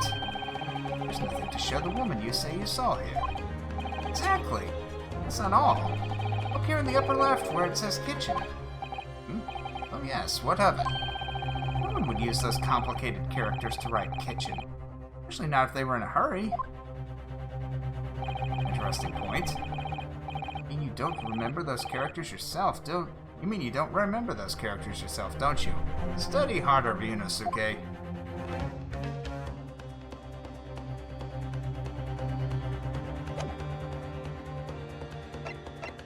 Oh, can't do any kind of flipping around on that. Or that, so. Alright. Please, wait, Your Excellency. I had no idea about any of this. I swear to every Shinto god. I knew nothing. What does the defense have to say about all this, Well, Your Excellency. No time to think. I'm just gonna have to close my eyes and shout out the first name that comes into my head.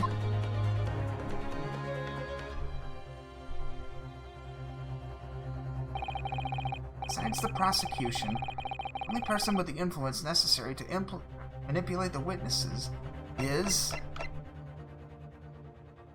Yes! Well, surely that would be Satoru Hosonaga-san. Hosonaga-san? The waiter who took the stand earlier? Objection! Poppycock! What possible reason would the waiter have to make these witnesses give false testimony?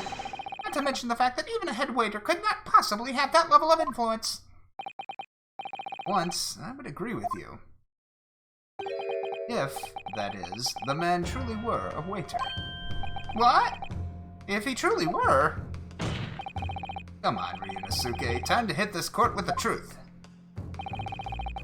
Truth about Satoru Hosonaga-san's real identity as proven by this evidence. Yes! Plan of the restaurant sketched by the man in question? I agree, it shows a great deal of attention to detail. I'm not sure we can conclude anything. Sorry, Your Excellency, that's the back of the card. It's the back of the card that's of interest. I beg your pardon. Or rather, I should have said, the front? Yes, it's the front of the back of the card. That's where the telling detail is.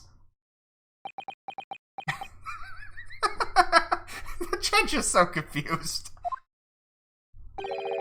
Would somebody please explain what this overexcited student is trying to say? Hosonaga-san sketched the plan of the restaurant on the reverse side of his business card. The front of that business card reveals the man in question's profession, his true profession. Waiter's profession?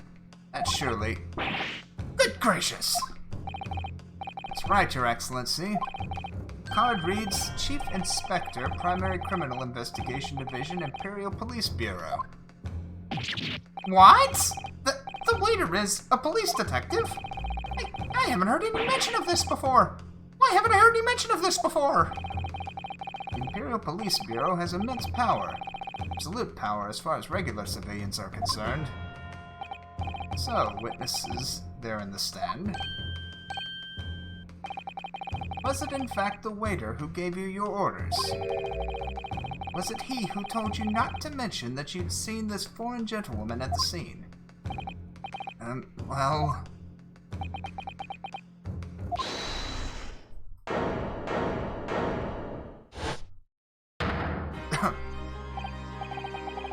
Inspector Hosonaga?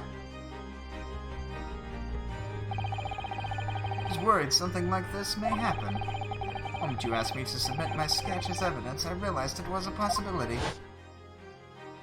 The court will take this plan and add it to the court record as evidence. Well... No problem. Add the plan to the court officer at once. Of course. Here you are. Yes, I remember now. He acted strangely when the judge asked him to hand over his business card. I strive to carry out all investigations flawlessly, a guiding principle. Let myself be distracted when I made that sketch. An unusually careless mistake. So, you mean to say you really are a detective? Why would a detective be working as a restaurant waiter? Ah, of course! You're selling... I was working undercover. Undercover? Yes. There have been a series of incidents at the restaurant lately. In order to investigate, I decided to get a job there as a waiter working undercover. Incidents at the restaurant? What kind of incidents?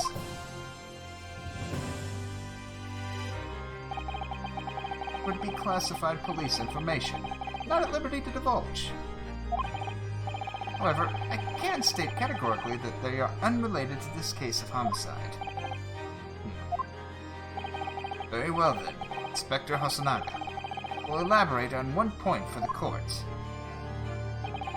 Of course, Your Excellency. Just heard new information from the two witnesses beside you.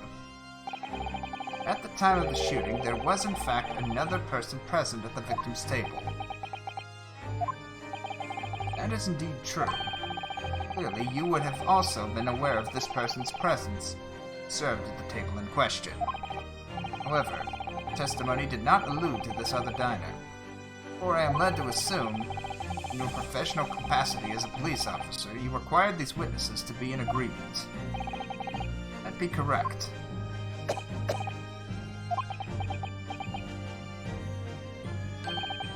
Correct, Your Excellency. Believable. I suspected.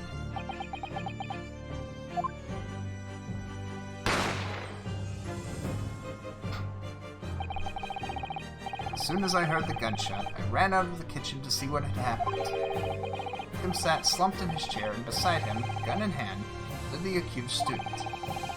Opposite the victim at the same table was a young lady whom I guessed to be an Englishwoman.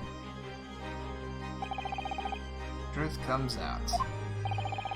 Immediately sealed off the restaurant and reported the incident to the Bureau. It's then that I received some special orders. Special orders? You mean to say, move the Englishwoman from the scene at once. Made clear that the Englishwoman's presence at the restaurant was to be concealed. My orders. But what if this Englishwoman was the killer? It would be in everyone's best interest not to pursue that idea. The Empire views the friendly terms of its relationship with Britain more highly than anything at the moment. An Englishman has been murdered on our soil. An Englishwoman is the primary suspect. Well, without irrefutable evidence, that would be completely out of the question. Yeah. You're being thrown under the bus because they can't afford to have that kind of international incident. Well, it's already a bad enough international incident. So that's the reason for the disappearance of the Phantom Woman in this case. Yeah, it would seem that way. He at least knew that we were being set up. But it's not right.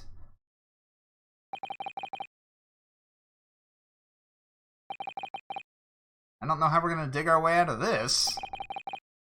Well, if we're not able to pursue it. One possibility does spring to mind. What do you mean, Kazuma? Yume University is currently hosting a number of exchange students from Great Britain. Fairly certain that one of them, studying in the medical faculty's research laboratory, is a young Englishwoman. What? Shrewd man. Why, you're the chosen candidate for the overseas study tour. You mean... I removed that woman from the scene of the crime. Had it prudent to check her identity first. And the court demands that you name the lady in question at once, Inspector. The Englishwoman sitting at the university professor's table was a certain Miss Giselle Brett. Indeed, a foreign student studying in the research laboratory of Yume University's medical faculty. What is happening here?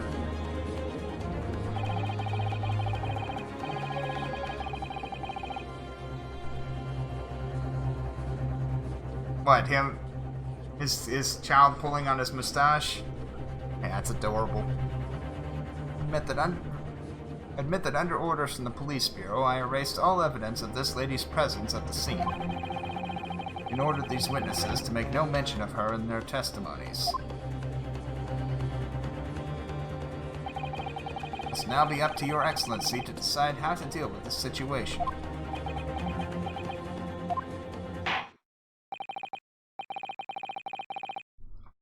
Very well. My thoughts on the matter are as follows. Thus far, the case presented to the court has been underpinned by a particularly critical premise. Namely, the victim was dining alone. However, we've now discovered that this premise is false. It would be a desecration of our justice system to ignore the truth and give a ruling at this point. Objection! But, Your Excellency, that would mean missing the noon deadline for a ruling in order to send the telegraphic report to Great Britain. Our own government will surely be very displeased by such actions. Calm yourself, Counsel. Not allow the government of our country or any other to influence the proceedings of my courtroom. I like you, Judge. Inspector Hosonaga. Yes, sir. You will locate this Giselle Brett and escort her to the courtroom with the utmost urgency. At once, Your Excellency. But that means you'll be going against the special orders you were given from the Police Bureau. As I said before, it's my guiding principle to carry out all investigations flawlessly. No, it won't be a problem. I don't know, he's coughing up blood. That kind of worries me. Nothing will get in my way. Maybe he's gonna be our gumshoe.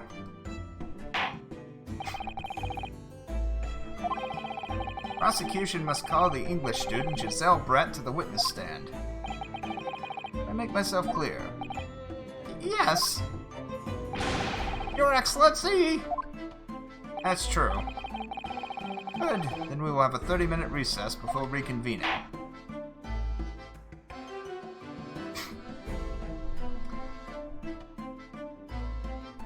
Yeah, that's true. Be continued.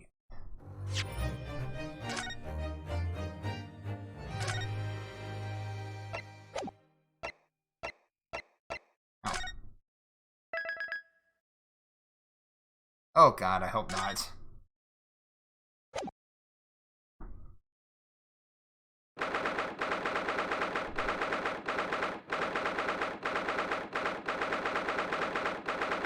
It's actually Wendy Oldbag, only she's a young girl at this point.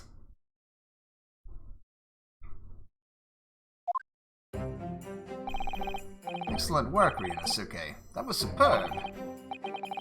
My heart was in my mouth the entire time. It's almost unbelievable. In looking at you in there. Drenched in sweat, your eyes popping, knees knocking, and you were grinding your teeth. Grim sight. Before I knew it, you'd started finding inconsistencies in the testimonies. I think you might have a natural talent for being a lawyer. Get it, it's terrifying. After this, I don't ever want to see the inside of a courtroom again. Anyway, looks like we've exposed your Phantom Lady at last. It's Giselle Brett. Student from Great Britain, is she? I've been trying to tell everyone from the start. Mr. Wilson wasn't alone. A young woman with him. I've been saying all along. Yes, you have, haven't you? I'd be overly confident in the courtroom, but the powers of observation are one thing I'm sure of. Yes, I can see that. Oh, about this young gentlewoman. To our detective friend, she was hastily escorted away from the scene, it seems. See what happened with that? No, I didn't see any of it. Possibly so. Just on my way out of the restaurant myself, then on the floor next to Dr. Wilson's table, there was a gun lying on the floor. Just after I bent down and picked it up. I have time to think about where the sound of the gunshot had come from. The waiter ran over to me looking as white as a sheet. He bundled me into some sort of small pantry next to the kitchen. Just thinking by the detective. Apprehended his suspect without a moment's delay. Listen, because I was shut in the pantry, no idea what happened outside the dining area. There you are. Well done, both of you.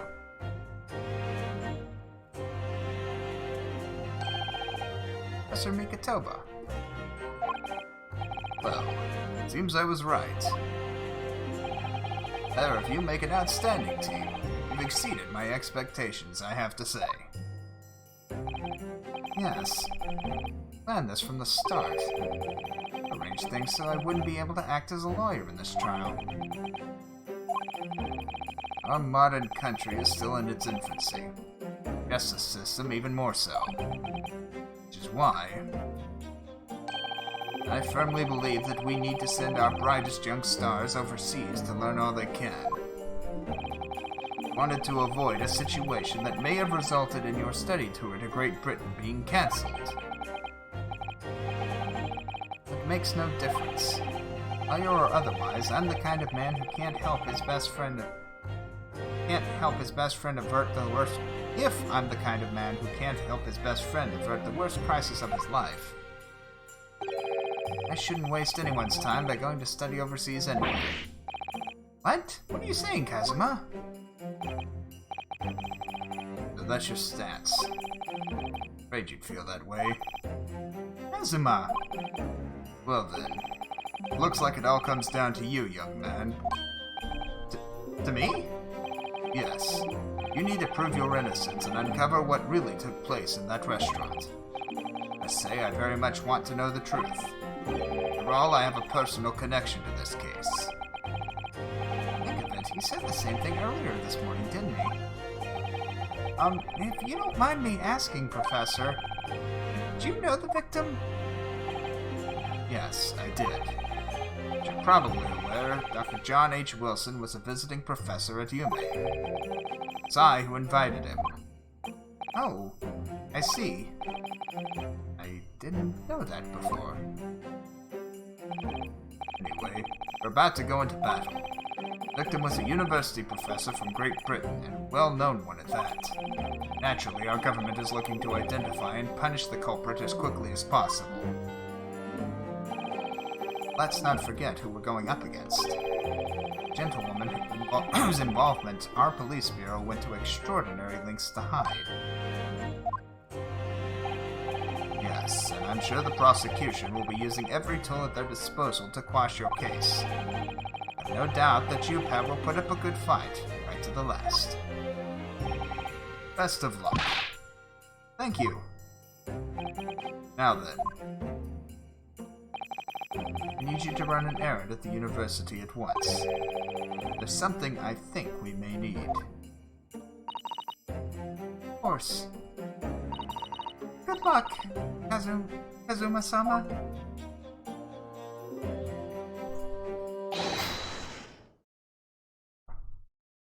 Probably, yeah. Probably. Defendant Naruhodo. Court recess is over. Please make your way back inside the courtroom at once. It's time. Let's get back to it, partner. Go in there and make it deal a decisive blow before those old fossils know what's hit them. Kazuma? What? Thank you. Really? What for? Well, if you hadn't said you believed me, then I'm really sure I'd have already been found guilty by now. Look, I have faith in you.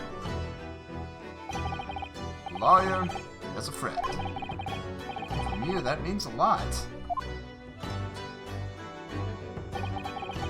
Found guilty in this trial. Really going to give up on his dream of studying abroad. It's the kind of true friend he is. But this isn't just my battle anymore. Whatever we're up against, we absolutely cannot afford to lose. Alright then. Save the thank yous for after the trial. Treat me to one of those sukiyaki meals I like from Yume Cafeteria on University Street. With an extra large portion, of course.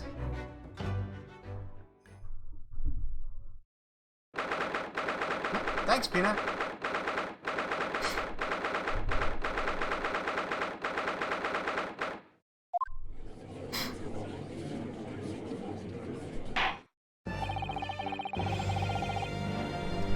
Yeah, it definitely is. Knowing what admittedly is not greatly in depth, what I know of the Japanese legal system is Not the best.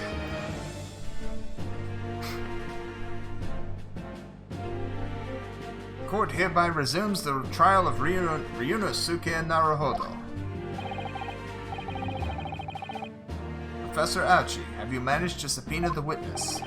Yes, Your Excellency, against all odds. And thanks to a certain young stripling, the prosecution is under rather painful scrutiny from the government. Sorry. The government scrutinize. It's their job. There's nothing to worry about. It's highly unlikely that the good relations we forge with Great Britain will emerge from this trial unscathed. Will you still think it's nothing to worry about when the new treaty breaks down and our nation founders? Again, terribly sorry. Friendship between our nations is really so fragile that the treaty isn't worth the paper it's written on. You have nothing to worry about, Ryunosuke. I'm assuming he meant flounders. It might be a typo. What do you mean? Secret trial? Anxiety over some foreign government's opinions? Bungled investigation? Missing witnesses? Is this what our nation's justice system is? Is this the Supreme Court of Japan or of England? Shut up! Shut up, you jumped up rookie boy! You and your friend know nothing. Nothing of the situation our nation finds itself in. By aligning ourselves with this great world power, we'll become strong. Diplomacy has never been more critical. Steady political maneuvering is what will secure our futures. I won't deny that I'm no expert. I'm just a student, and one who could arguably study harder, too. But standing here now in our Supreme Court, one thing I feel very strongly. A country that fails to uphold the truth in its justice system is a country with no future at all.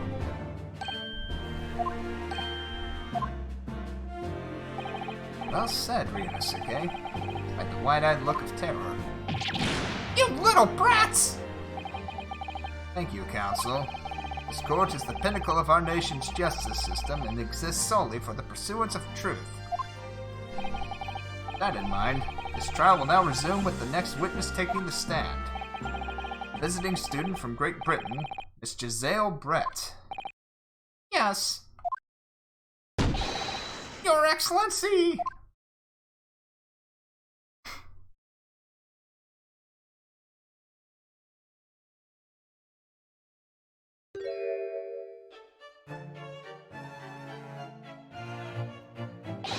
Possibly so. Well, what a delight it is to welcome such a fine gentlewoman to Japan, and from such a distant land. Tea. Someone bring English tea. In England, no discussions take place without tea. Is that true? No idea. So,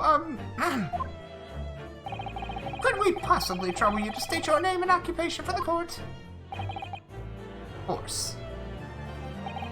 My name is Satoru Hosonaga. I've been working undercover as the head waiter at Le Carnival, but my...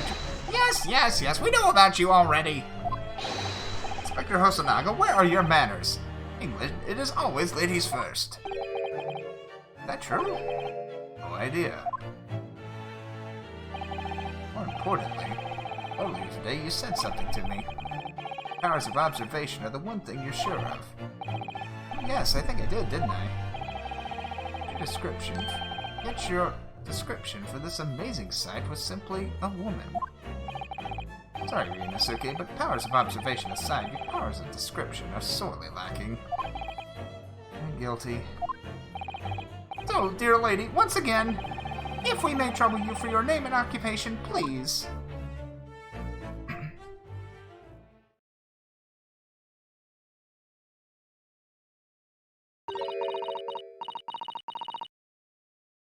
He doesn't speak Japanese.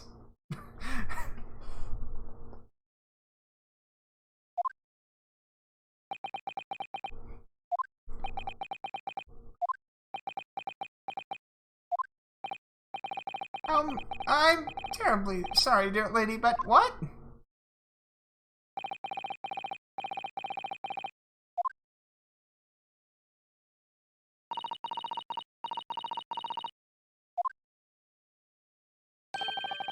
lady says her name is Giselle Brett. She comes from London, England. Good question.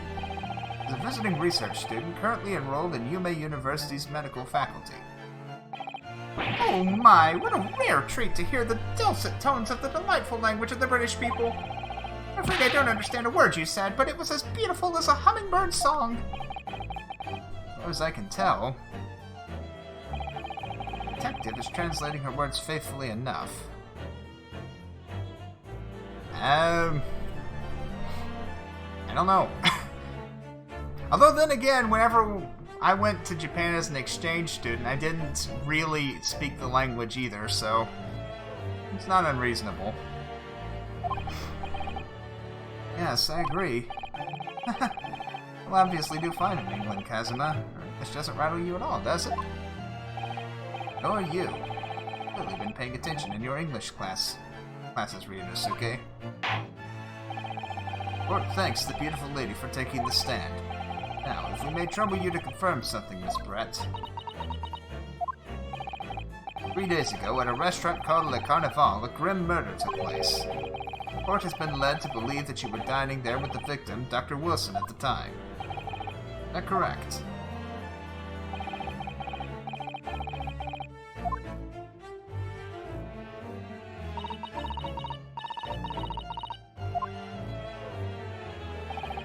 She says, yes. It's gonna take some time. But even though she's studying here in Japan, she can't speak any Japanese.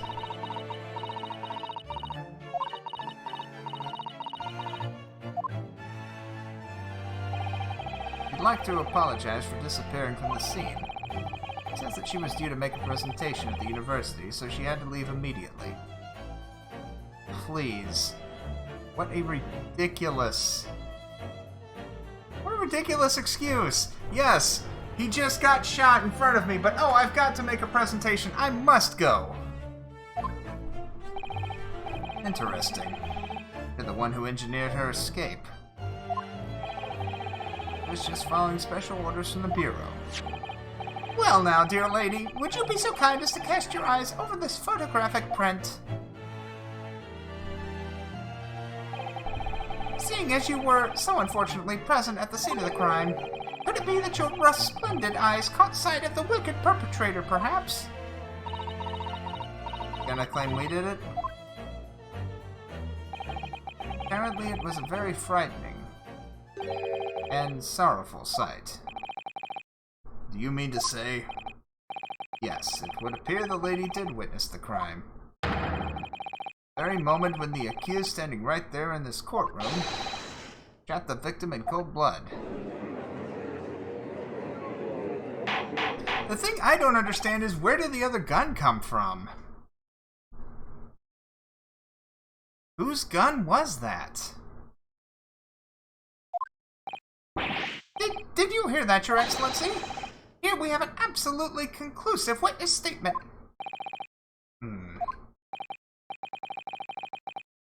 Well, it looks like it's clear now. Clear who our real enemy is. Yeah, her hat is a very distinct possibility. Fortunately, I will have to ask you to formally testify, if you please. Kindly tell the court the exact nature of this frightening and sorrowful sight you described.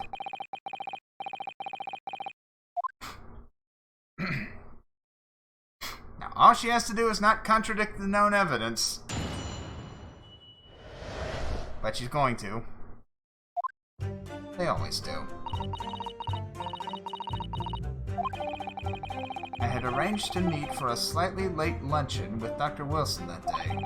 The professor was unable to eat, so I ordered for myself only a beef steak. After a while, the accused came over to greet the professor. We got into a fierce argument. Then, not long afterwards, the accused took the professor's gun and shot him right before my eyes.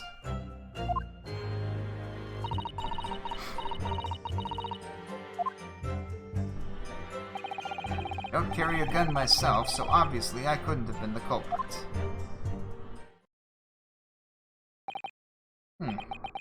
This is a condemning testimony. No, I didn't have any kind of argument with the professor at all. Objection! Quiet, you filthy wretch! Look at you, you black-hearted blackguard! And look at this snow-white angel! I'm sure even a dark-minded scoundrel like you can imagine whose words the court is going to believe! Now I'm having flashbacks to April-May.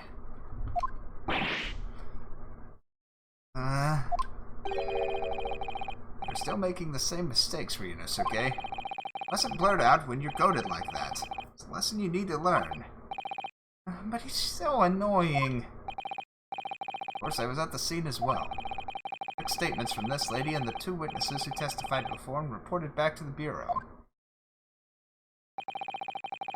Decided that Miss Brett was not involved, so I let her go. Testimonies of the last 2 witnesses were completely worthless, however. No, even so. The day in question, the lady was wearing the same outfit as she is today. You can see there's nowhere about her person where she could conceal a fire. Apart from the honking huge hat! I think she could hide a gun almost anywhere in that outfit if she wanted to. Unless and until the precise location where this witness is to have hidden a weapon can be shown, this is moot. There are no pockets in my outfit. I have nowhere to hide a gun. Those are the witness's own words on the matter. That's ridiculous! If I was allowed to lift up her dress, I could prove it. Don't think about doing anything rash, Ryunus, okay? Didn't fire the gun I picked up! Must have been another gun there that day. You're right about that. Which means this lady was hiding a gun somewhere. Yes, that's what we have to prove now. To do so, we will need to pull our testimony apart.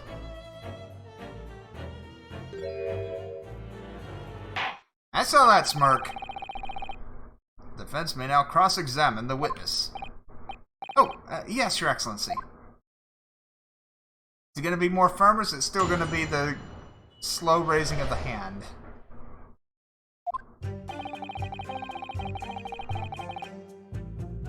Seems that way. We arranged to meet for a slightly late luncheon with Dr. Wilson that day. Yes!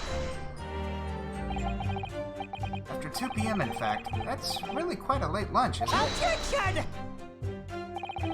You don't keep up with the latest fashions from Britain, do you? Late luncheons are en vogue. Isn't that right?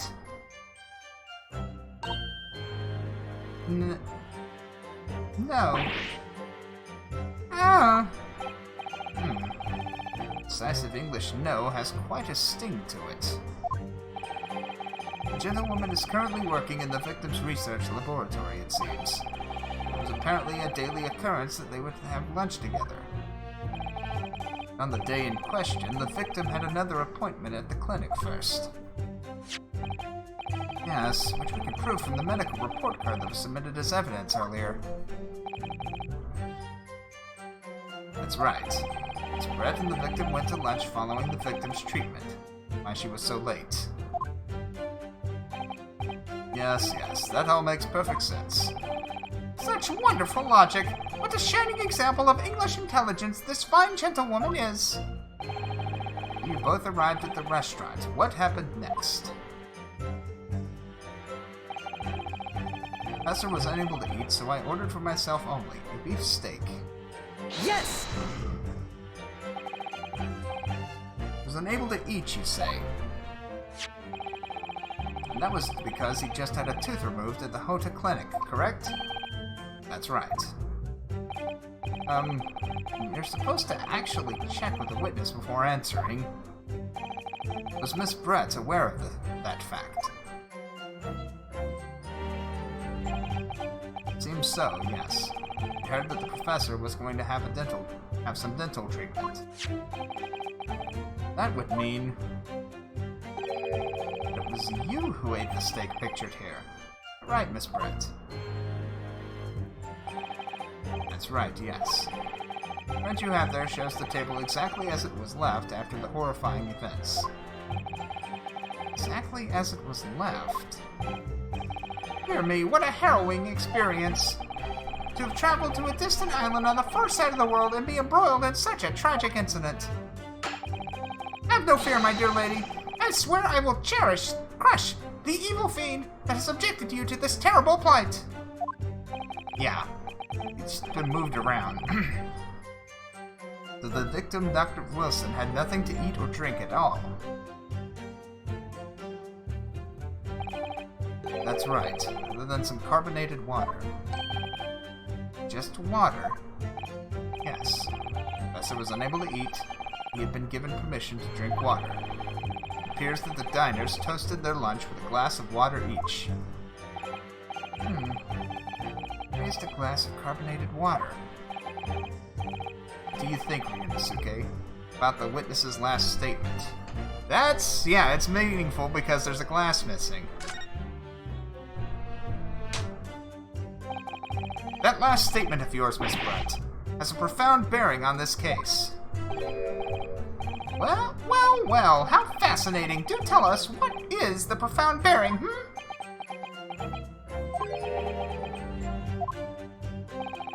The significance of the statement will become apparent when the time is right. The defense calls for the witness's last statement to be formally added to the testimony. Well, sidestepped, counsel. Oh yeah, the cases take a while. Very well. Miss Brett, kindly repeat what you just said to be added to your official testimony. Gladly, she said. That was brilliant, Kazuma. I'm going to remember that one. Which one? Significance will become apparent when the time is right. I could really use that phrase. I'd hope there are some more useful tips you're picking up from this experience than that, Ryunosuke.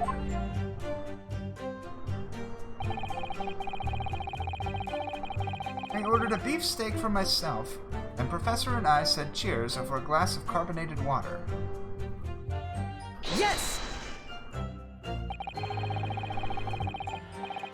So both you and the Professor drank this carbonated water, did you?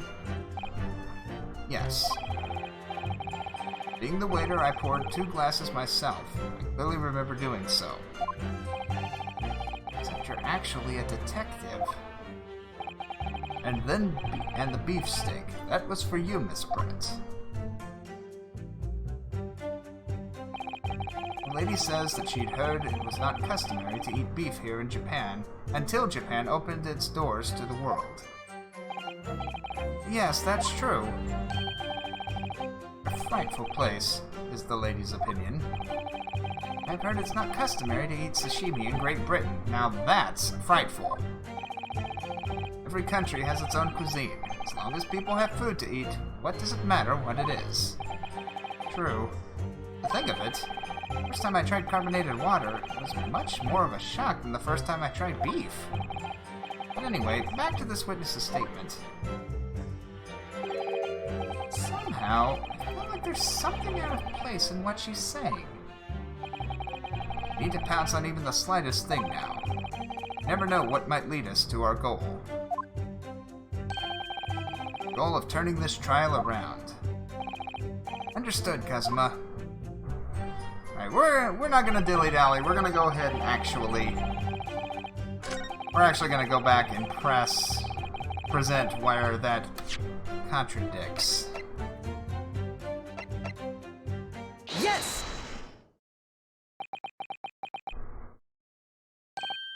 That's it! Let me just confirm something, please. It's to do with this photographic print. Just a short while ago, you spoke of this print showing the victim's table at the crime scene. That it was exactly as it was left. That is correct, the lady says. Well, it's odd. Very odd. Dear me, what's odd is the defense's inability to express itself. Ryunosuke, what is it about the print that looks odd to you? Well, obviously, it's the cheers. The cheers? Miss Brett just told us that she and the professor said cheers over a glass of water. But if that's true, there should be 2 glasses on the table, not 1. Ah. Quite right, Counsel. There's only 1 glass pictured here. Objection! Are we supposed to be impressed by this nitpicking over minutia? What possible difference does the presence or absence of a glass make on this case? Objection! Minutia, you say?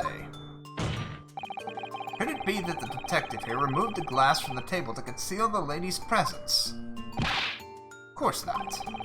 Never do something so reckless. There should have been 2 glasses on the table. Or are you going to try to tell me that you can clink with only 1? You're quite right. It certainly took 2 glasses to the table.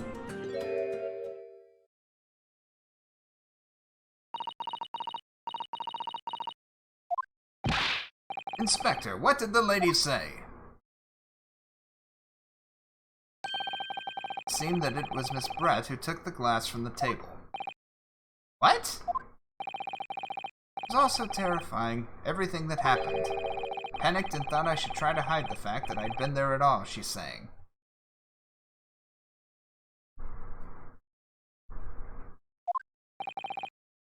Good gracious.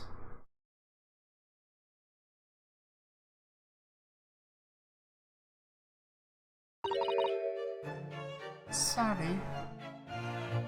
Tampered with a crime scene. The question is, why would she steal the glass? I mean...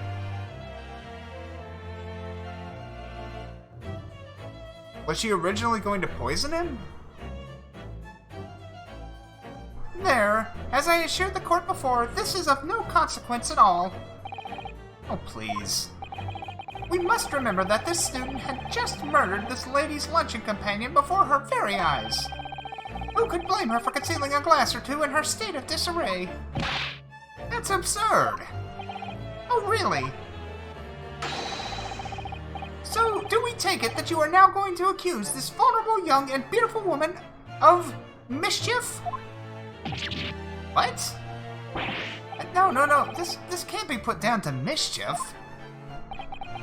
I'd like to know exactly how the lady took the glass from the scene.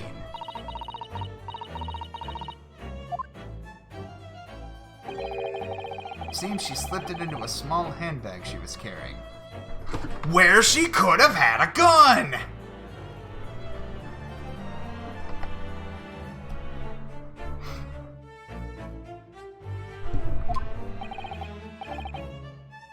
A handbag, you say? Yes, Your Excellency. A small handheld pouch commonly carried by the well-to-do women in England. So the beautiful lady has very graciously explained how and why she removed the glass from the scene now. However, the fact remains that this glass has absolutely no bearing on the... Oh, please. This student has been trying to confuse the court with logical reasoning, but in the end, it comes to nothing. Now, how dare we confuse the court with logical reasoning? No more pretentious accusations! You have wasted enough time already! Indeed, the lady has offered a satisfactory explanation as to why she removed the glass. I think henceforth we can consider the matter to have no bearing on the case. Counsel for the defense, are you in agreement? Well, I don't know really. I want to pursue this matter further. I'm going to need to show that it has some deeper significance. Yes, you're right. But she took the glass away in her handbag. There's a deeper significance there. It's... well... either one, it would seem. I think the handbag. Wait! The lady put the glass in her handbag, you say? Yes, do try to keep up. It's already been explained to the court that all English gentlewomen carry handbags for small items. Oh yeah, and probably the coin. Let me see, a little while ago, Miss Brett stated the following. There are no pockets in my outfit. I have nowhere to hide a gun. But what she forgot to mention was her handbag, in which would be perfectly possible to conceal a gun. You're right. Well done, partner. I had a feeling you'd pick up on that too. What are you insinuating, you vile blackguard? It's really very simple. The gunshot was heard when the defendant picked up the gun from the restaurant floor. If she didn't fire that gun, deuce, there must have been another firearm at the scene. True murder weapon, if you will. You can't seriously be suggesting. Inspector Hosonaga. Yes? Did you or did you not search Miss Giselle Bratt's handbag on the day of the murder? No, sir. Not. I thought. In other words, another gun, the one that was actually used to kill the professor, could have been hidden in Miss Brett's handbag. No! Order. What is the meaning of this, Inspector? Meaning of what, Prosecutor Ouchie? Why on earth did you not have the lady open her handbag and show you the contents at the time? Thanks to your bungling incompetence, now she has to endure these uncomfortable accusations. Brilliant work, partner. Now we have a chance to expose the real woman behind the mask. Think so, Kazuma?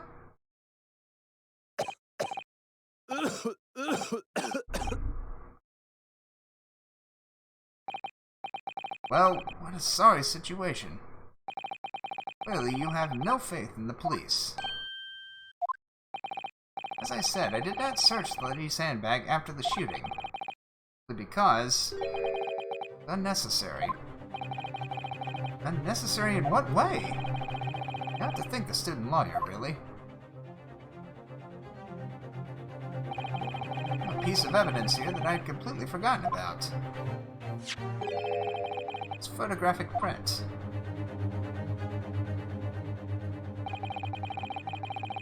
Print is of a photograph that I had thought would be prudent to take immediately after the shooting. See, it shows Miss Brett's handbag, and I see a tattoo on the hand of the professor, or on the wrist of the professor. That's going to be important. Well, I never. You can see right through to what's inside.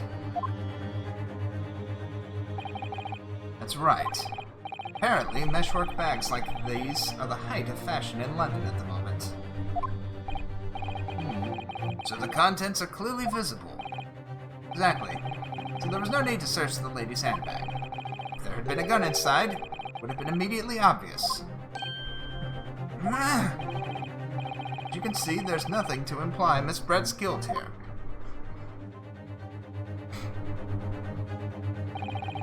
Thank you for helping to prove that, Naruhodo-san.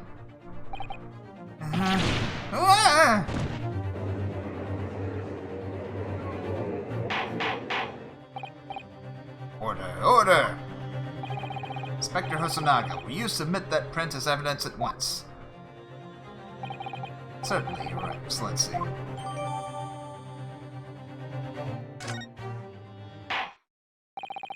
I think you've had long enough to cross-examine the witness counsel. The court has now been shown considerable evidence.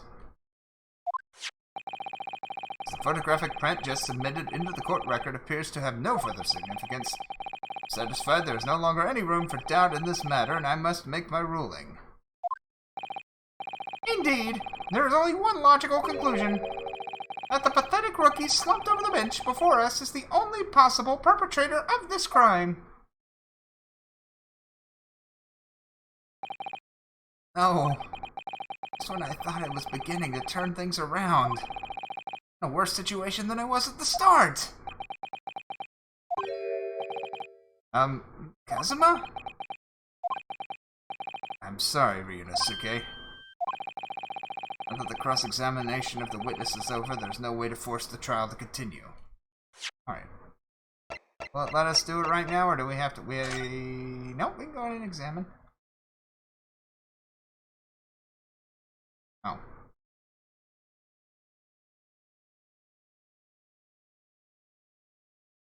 I see anything else? That's the main thing I see. No. We gotta wait. What? You mean this is it? I must say, you put up quite a fight for a rookie student. But the weak are meat, while the strong eat. You are wasting your time. There's no way to defeat true justice. A fact you can chew on to your heart's content from the inside of your cell. This can't be happening. Really gonna be found guilty of a crime that I didn't commit? Kazuma. Him of going to study in Great Britain will slip through his fingers. Kazuma. What? Is there really no chance now of turning this trial around? You heard the judge. There's nothing about that last photograph the detective produced that we can contest. Which means no basis on which we can argue for the trial to continue.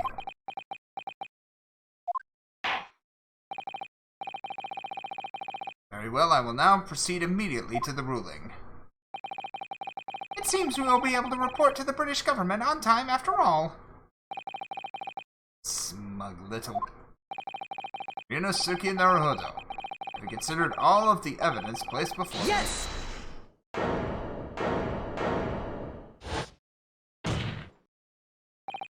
Wait! Your Excellency! Ryunosuke, I don't think you can rule on this case yet. Objection! This amateurish is getting tedious. When His Excellency deems that the trial is over, he gives his ruling. That is the most basic protocol of the courtroom. Your Excellency, just a moment ago you said this. As this photographic print just submitted appears to have no further significance, there's no longer any room for doubt in this matter, and I must make my ruling. Now, that means if there was a problem with the evidence, some significant detail, I mean, then ruling on the case at this time would be out of the question. Objection! This is blatant straw clutching. Look at this photographic print. All it shows is the handbag that this gentlewoman was carrying on the day in question. There could be no problem with this evidence. Yeah. Better know what you're doing, Ryunosuke. Well, it's the first case. You know how the first case goes. It kind of leads you by the hand. I understand your objection, counsel. Certainly the new evidence submitted by the detective has not undergone the court's scrutiny. However, I fail to see how we can glean any new information from the sandbag. Ah, my thoughts exactly. Really, the prosecution is becoming tired of this rookie's desperate wheezes. Yes, I am desperate, but this isn't a wheeze. There's something about this photograph which just doesn't seem right. I can put my finger on it. Very well, I will grant the defense one final opportunity. What? Be warned that if I am unsatisfied by your response here, the trial will be over with immediate effect. Do I make myself clear? It's a big gavel. Yes, Your Excellency. Oh, take another look at the photographic print Inspector Hosonaga submitted before. Identify for the court where in this print we see the significant detail to which you have alluded. Yes! Look at this here. There's a very unusual mark on the victim's wrist. That is true. Looks almost like a burn of some description. Objection! Dear me, I was pondering what new piffle you would come up with. Burn, you say, on the victim's wrist. Clearly that has nothing whatsoever to do with the magnificent lady's handbag. Yes, that is a burn mark, you're right. Go on, Inspector. police coroner also noticed it when he was performing the post-mortem examination. Seemed unrelated to the cause of death, so he didn't note it in his report. What did I tell you? In any case, we have no idea when the victim suffered this burn, do we? And no possible way of knowing either. The more I look at it, the more I find myself intrigued by the curious shape of this mark. However, as Prosecutor Ouchie points out, unless a firm connection to the case can be shown, I cannot allow any further time to be spent on the precise details of this burn.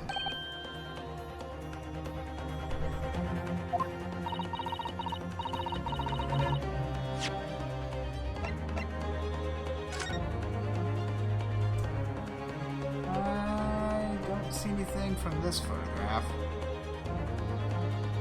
Nothing that would make that kind of a burn. Try the other photograph. Oh, there it is. There it is. There it is.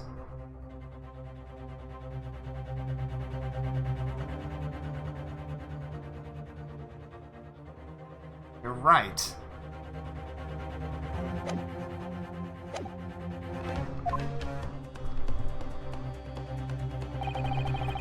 Excuse me, Your Excellency. It seems that Miss Brett has a lunch appointment with the Dean and other university staff. I'd like to know if she may be excused from the stand now. He's getting nervous because we caught on to something. Oh, of course, dear lady. We shan't hold you up any longer. I'm quite sure His Excellency is about to give his final ruling anyway.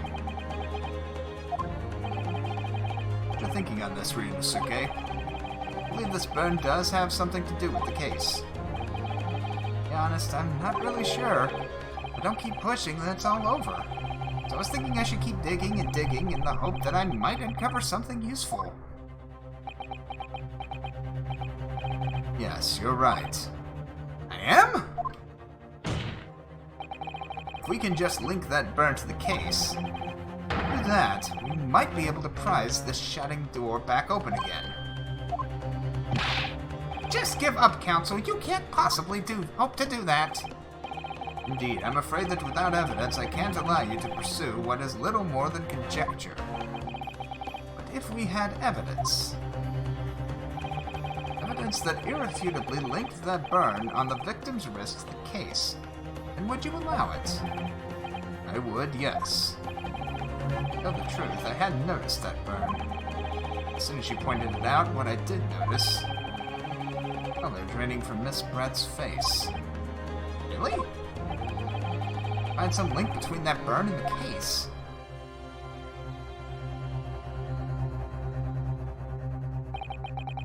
This is the moment of truth. Time to find some evidence that proves that what that burn really means. So then, the defense will now present its evidence to the court. The evidence that demonstrates an inextricable connection between the victim's burn and this trial.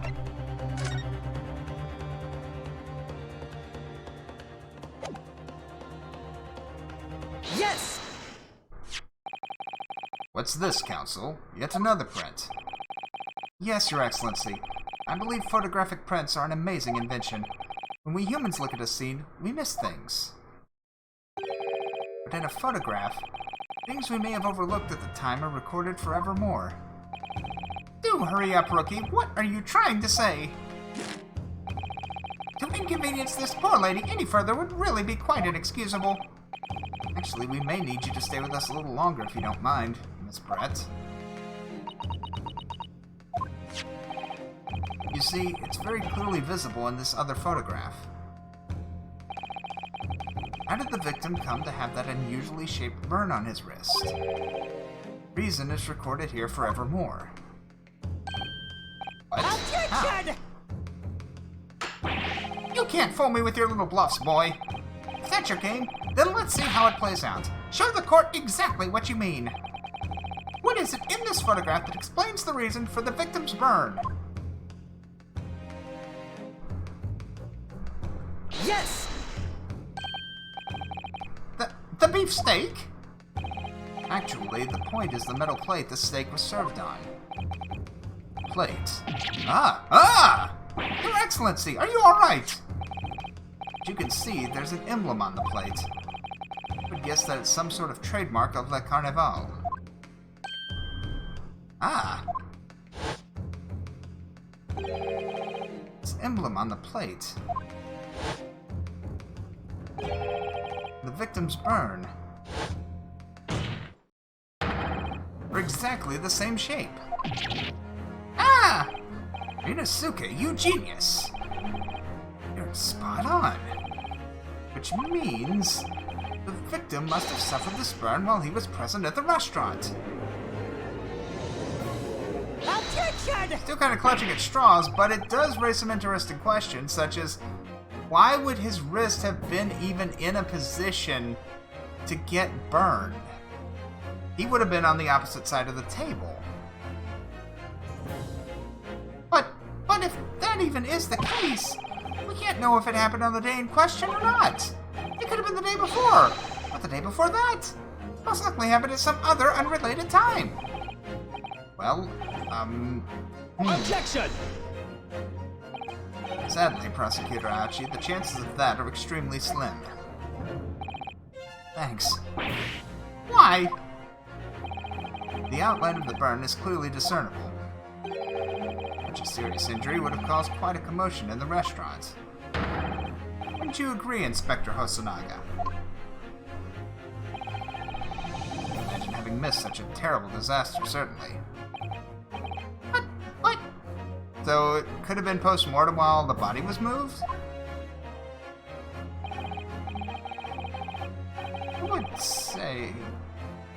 I would say, looking at the picture of the wound, that it wasn't suffered very long ago. Though it's not a particularly large burn, extremely well defined, as the defense just pointed out. It's no mild burn, that's for sure. Be more specific, Inspector. Well, let's see. The plate was at around 90 degrees centigrade. A run like that would have taken around 3 seconds. Inconceivable that the victim wouldn't have let out a scream of pain then. Been investigating at the restaurant for several weeks already. Not heard anyone scream at all. Head waiter of Le Carnival testified to that without hesitation. But you? You're a detective, not a waiter! Yes! There you have it. Something isn't right here. As the detective said, anyone who burnt themselves on a piping hot plate for 3 whole seconds would scream in pain. No question of that. And yet Inspector Hosonaga never heard the professor scream. Not on that day or any day before it. That's right. The strange thing is, the day he was shot, I didn't hear him cry out either. What are you suggesting? Well, if the professor had carelessly laid his wrist on the plate for anything like 3 seconds that day, that would be beyond careless, I think, Counsel. And the rest of us in the restaurant, myself, the sergeant, the old antiquities dealer, all of us would, without any question, have heard him scream. Can you agree, Professor Ouchie? Or Prosecutor Ouchie, excuse me. Well, yes, I suppose. Question is, why didn't a single person hear Dr. Wilson scream? I almost don't believe it. Yosuke, do you think... Will it be true? Not we'd arrive at a conclusion like this, but I'm starting to think that maybe... led into a terrible trap!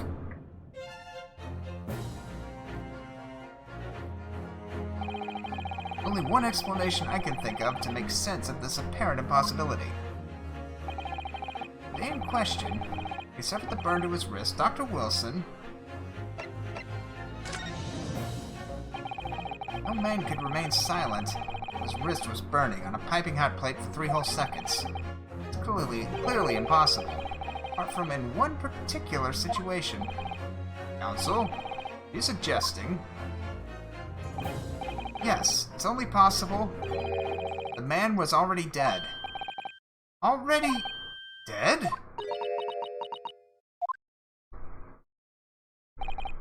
Knowing what we know now, it's the only possible explanation. When the beefsteak was brought to Dr. Wilson's table that day, the professor was already dead. That's madness! Order, please. Council, explain this absurd notion at once. The victim was killed by a gunshot. That's right. That's absolutely right, Your Excellency. He was already dead.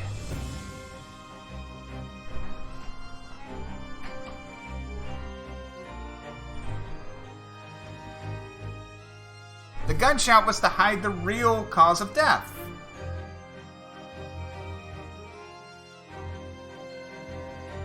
This is just another ridiculous ploy by the rookie student, but clearly he has no grasp of the facts. Objection! Okay, Hollow. Thanks, appreciate you, coming by. That would make sense. And that's what I'm thinking. No, Professor Ouchie, it's you who has no grasp of the facts. I beg your pardon. As soon as it became apparent that the victim had suffered that burn while at the restaurant, the whole case was turned upside down. Or have you not grasped that yet? Your Excellency, the court must hear from this witness again. If it's true, as we now believe, that the victim was already dead before the gunshot was heard, it's highly likely that Miss Brett knows something about it. Incredible. I certainly didn't anticipate this twist of events. I'm sorry to say, Miss Brett, you will have to forget your luncheon engagement. But Your Excellency! The justice system in our country may be in its infancy. Rest assured, all reasonable doubt must be dispelled before I am prepared to pass judgment. Thank you, Your Excellency.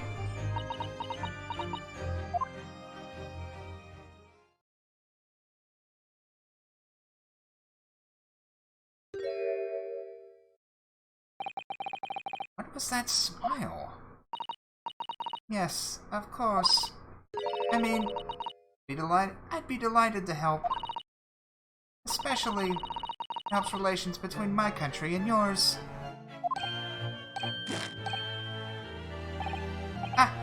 Miss Brett, you speak Japanese?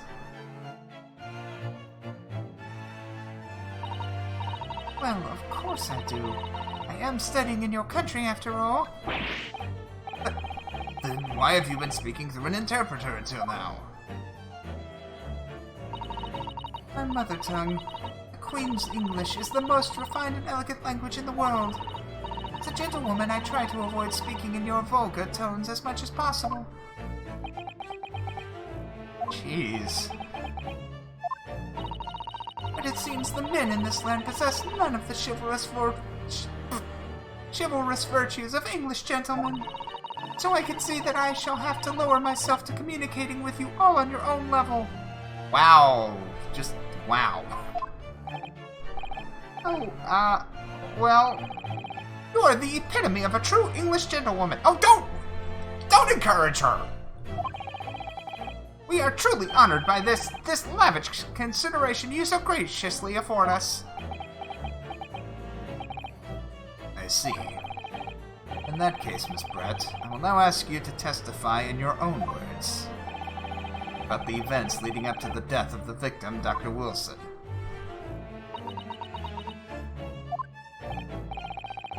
And we're finally going to hear her own words on the matter. Things are getting interesting, Ryunosuke.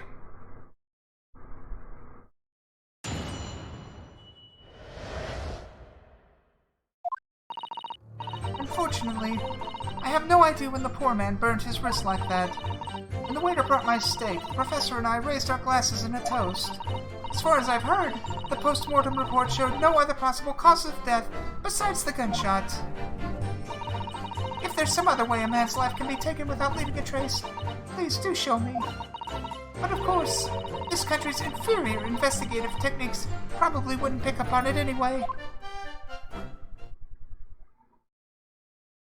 He's just being downright insulting. But more importantly, They didn't do an autopsy.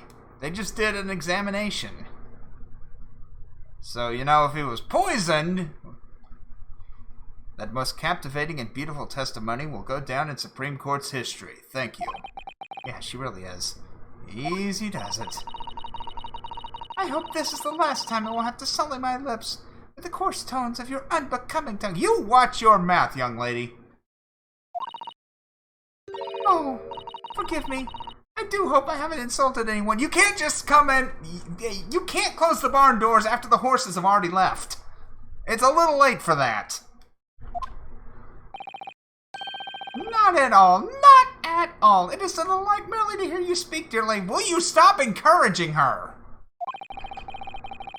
And it seems very clear from your testimony that this boorish talk of the victim's burn is utterly irrelevant. I will be speaking to your country's Minister of Justice about what has happened here today. The Minister of Justice. May that irritating little bully of a student be given the harshest punishment possible. Amen. Huh? Thanks. But is that a prayer then? You'll have to forgive the irritation, Miss Brett, and put up with the cross-examination now. I expect you've noticed that this little bully of a student, as you put it, doesn't miss much.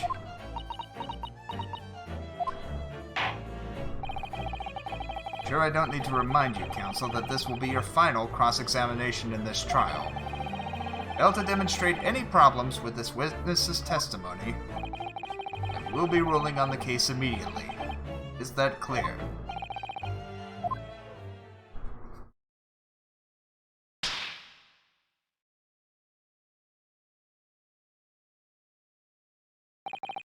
Yes, Your Excellency. Then you may proceed with the cross-examination.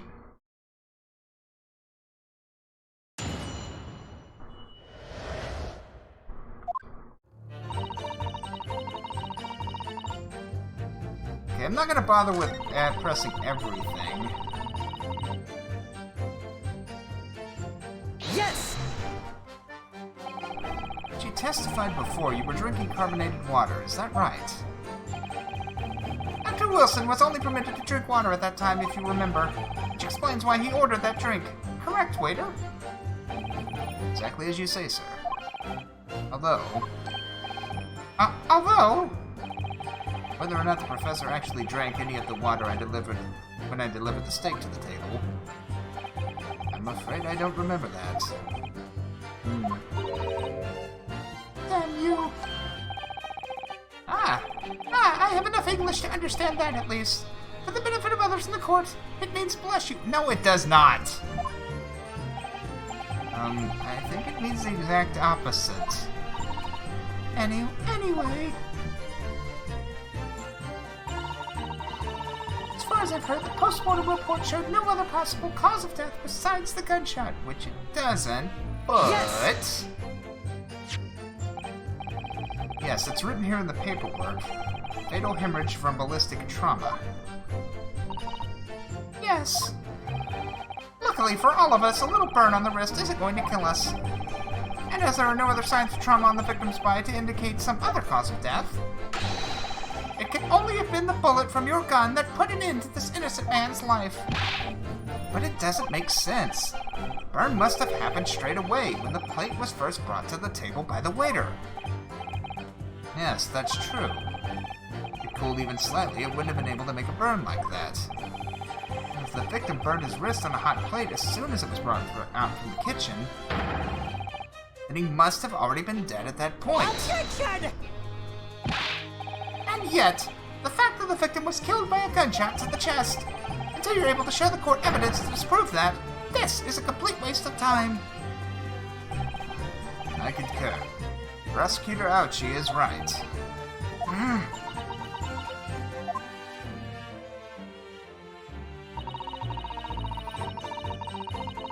There's some other way a man's life can be taken without leaving a trace. Please do show me. Yes! Oh, there is.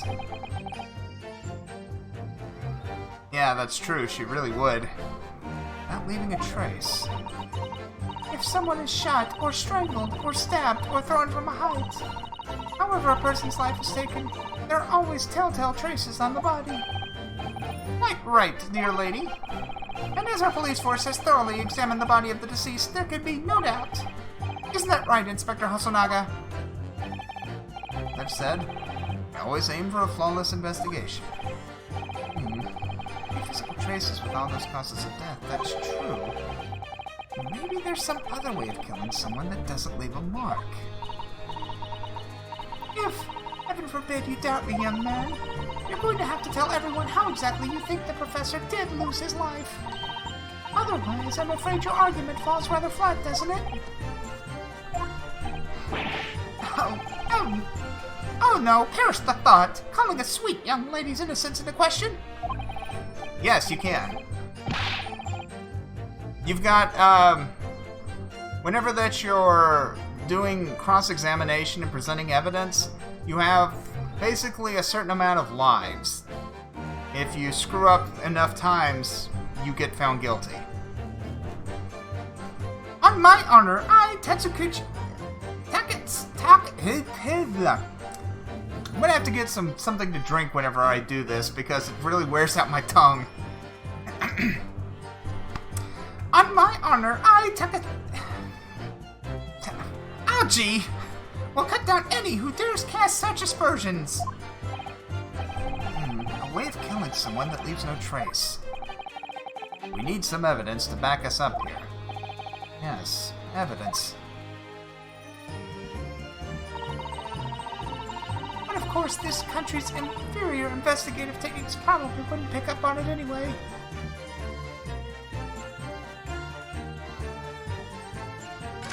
Okay, I'm gonna go back actually and press the first one. Yes!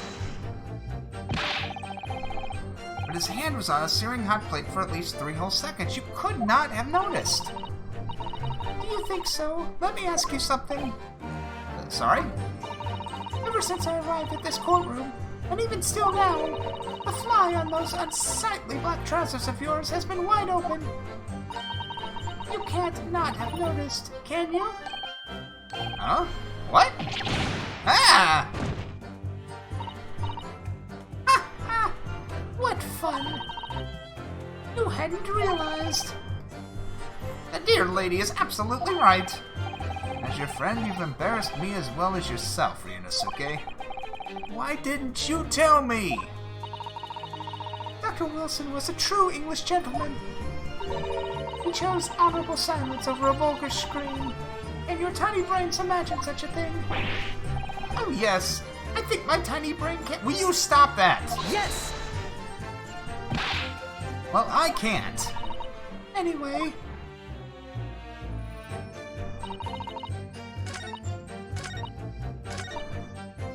Yes! I'm not able to really pull anything out yet from the pressing. Inferior? What do you mean by that?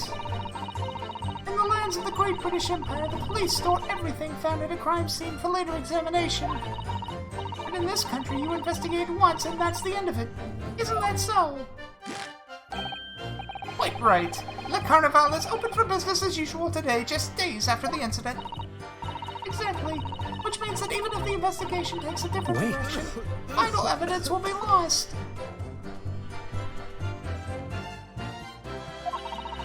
Doesn't even occur to your native... What is that about? Doesn't even occur to your naive detectives to try to preserve the crime scene. I'm trying to be as tactful about this as I can, you understand? Aha! A killer blow! This lady is as formidable as she is beautiful. Amazing. He's actually admitting our police may be flawed. Perhaps Prosecutor Ouchie is starting to see some sense. I very much doubt that. Still, there's something about what Miss Brett just said.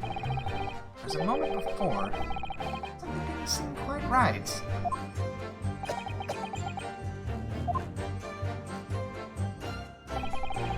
What do you think, Ryunosuke? I think it's going terribly. No matter how much I press her, I'm not turning up any new information. Yes, as I suspected. A tough witness. We need to find a way to break her testimony. Cross-examination will be over. But that would mean...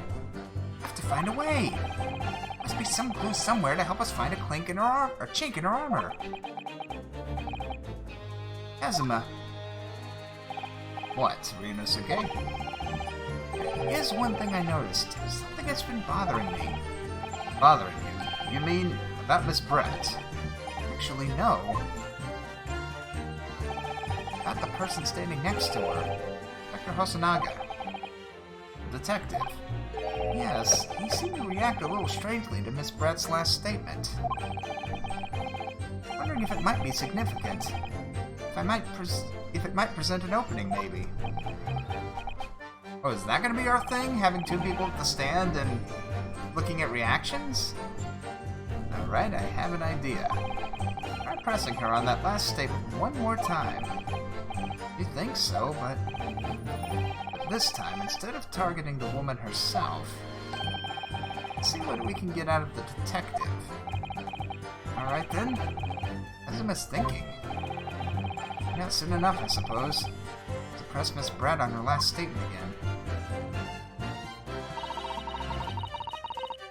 Yes!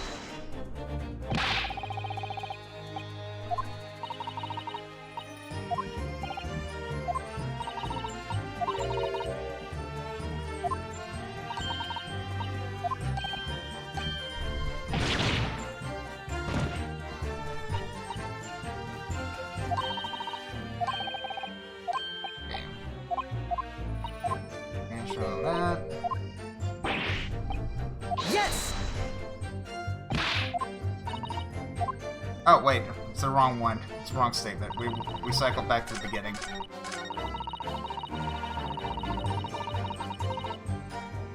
Yes! I hadn't even noticed.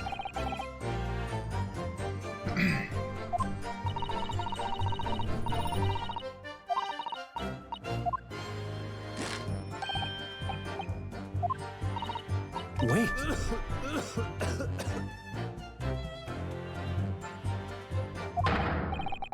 Yes, there it is again.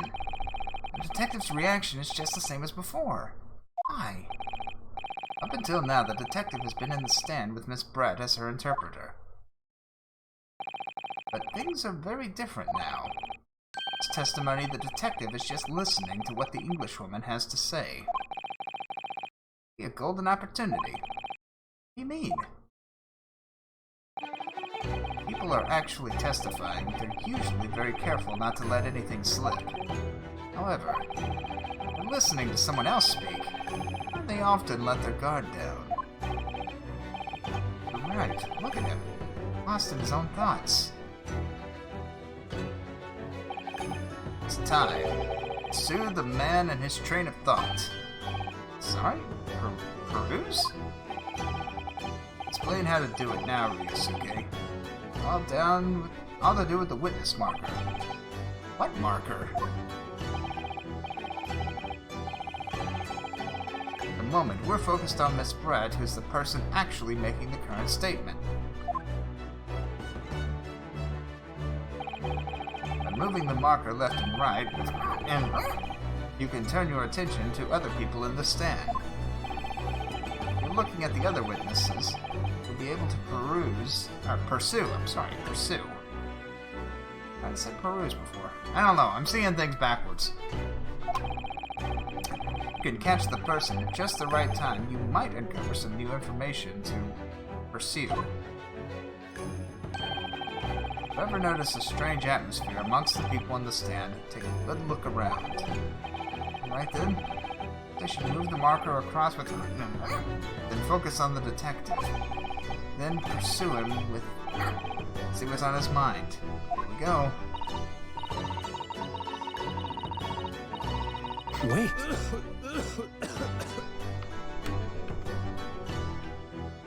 There we go.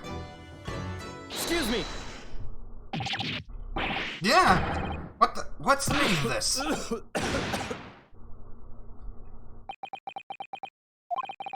I'm so sorry. I didn't mean to shock you. He was lost in his thoughts. Deeply. Looks like you were thinking something just now, Inspector. Perhaps having heard what the lady next to you had to say. If something you'd like to say, please share it with the court. Objection! What is the meaning of this? It's the delightful Englishwoman who's testifying at the moment. If you can't find fault with her testimony, then the cross-examination should be over immediately. Oh, is that how this works? Absolutely not. Detective is in the stand. Makes him a valid witness. Yes, not to mention the fact that he's intimately involved in the case. Inspector Hosonaga. Yes? You have something to add in relation to the statement just made by Miss Brett.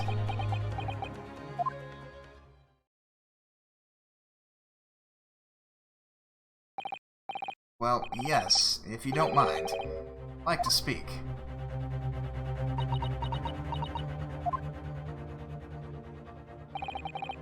Lady is right. The country's police practices are not as modern as those used in Great Britain. Which is why I, Satoru Hosonaga, wish strive to make every investigation I'm involved in flawless. What do you really mean by that? I'll tell you what I mean. Won't have evidence lacking on my watch. I'm afraid to take everything I can from the scene of the crime. Serving evidence, you see. I don't care if they call me a crime scene thief. I'm not ashamed of what I've done.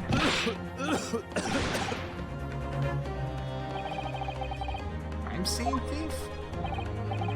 Well, it looks like the lady's remark touched a nerve there. Like this, for example. Ah, the bottle. Is that? This is the bottle of carbonated water I took to the victim's table on the day in question. Yes, it's lost all its fizz, having been opened 3 days ago now. It was carbonated water. I don't care what anyone says. Yes, there's some left in the bottle. I can see it. Alright, Peanut. Have a good night. One day our police force will be among the best in the world. Time is coming, I guarantee it.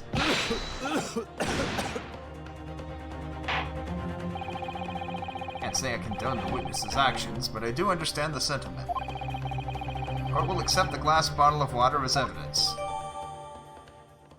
And it's probably still got poison in it. Miss Brett, can you confirm this is indeed the bottle from which you drank on the day of the victim's death? Yes. Was that bottle? That about? Seemed to avert her eyes when she answered the judge's question. Very well. Counsel, you may resume the cross-examination. The inspector will kindly control his fervor.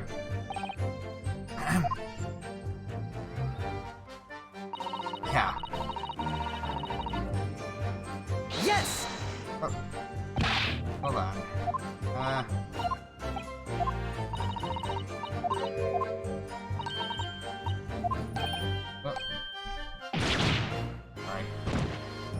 Press the wrong button. I need to do this. Yeah, skip. Yes!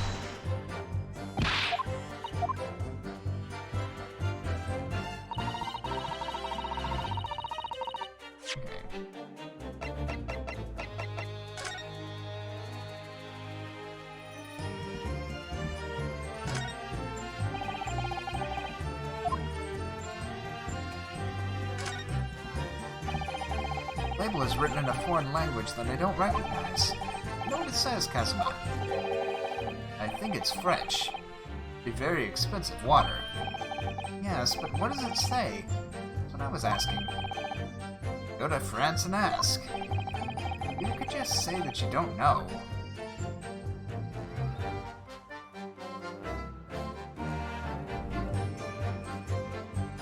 See anything? But it's evidence that we can point press as a way that he could be. Let's see. Okay, now I'm gonna now I think is the time. Yes! What is this? The bottle of water? Actually, there is one method of killing a man without leaving a trace that comes to mind. Obviously, preferring poison. Poison? The day of his death, we know that Dr. Wilson drank from this bottle of carbonated water. Could it be that there was poison inside? Either the professor actually died after taking a sip from his glass? Order! Order! Order! On that day, who was sitting at the same table as the professor and able to slip poison into his drink? One person who could have possibly done it. Giselle Brett, it was you! Objection! This is outrageous to suggest such a thing without a scrap of evidence. You little rookie imbecile, have you considered the delicate situation our country finds itself in now? Have you forgotten that we have only just signed an accordance of friendship with the British Empire? Have you even the vaguest inkling that your rash accusations could jeopardize the entire treaty? Objection! This is not a political arena. This is a trial to determine one individual's guilt with respect to one crime. What? The fact that this woman is British makes no difference. We're here to determine the truth. If I may. I will silence you!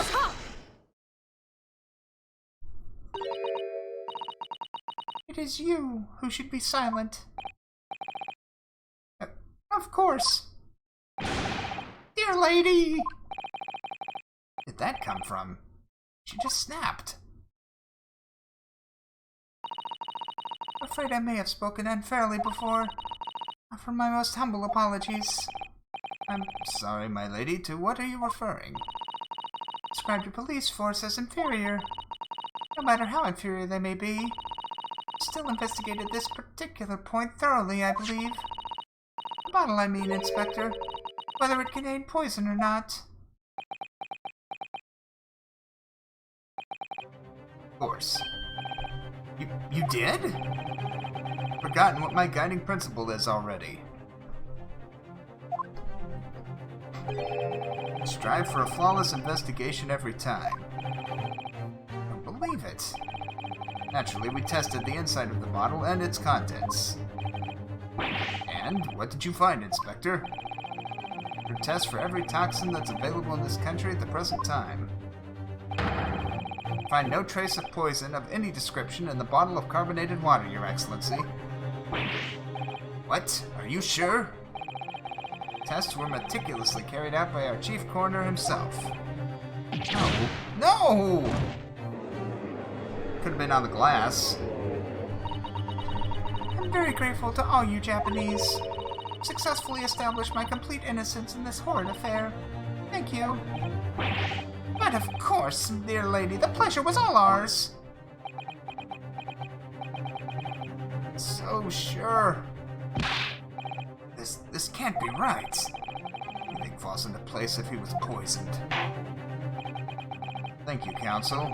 I think that cross-examination has clarified everything. As the prosecution has asserted, a shot to the chest from this gun is the only conceivable cause of death. Furthermore, the accused, who by his own admission was holding this weapon, is the only possible culprit. Done for. The court wishes to apologize for the great inconvenience this has caused you, Miss Brett. Oh no, I'm just glad the matter is resolved. Before proceeding, I must ask the counsel for the defense. Do you have any further new evidence to present the court at this point?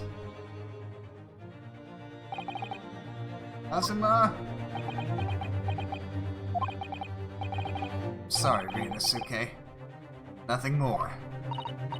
Well, if you'll excuse me now, I really must be leaving.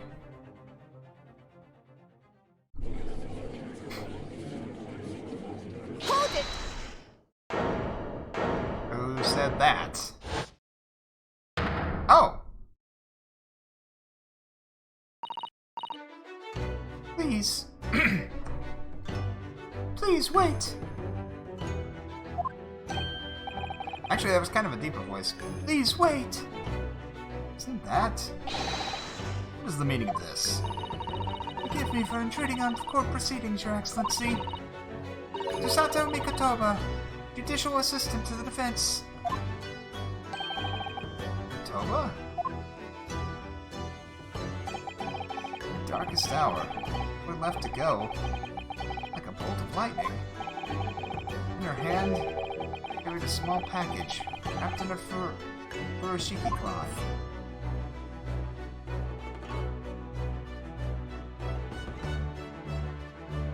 Okay, we are gonna have to just stop here for tonight. That's one thing I kind of forgot about, was the fact that I kind of have to break these up, because I cannot get through it in a single 3.5 hour stream. I wonder if she's a fae. Yeah, I forgot the lesson learned from Danganronpa.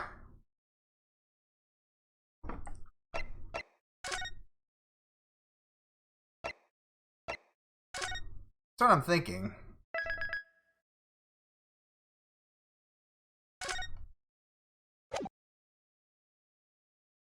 Alright.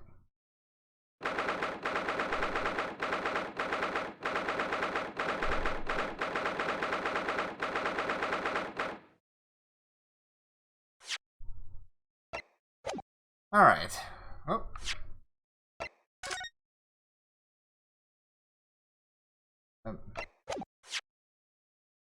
Yeah, I just saved my game, so it's fine. Okay, wow. Yeah, I'm really liking it, of course. I kind of expected that.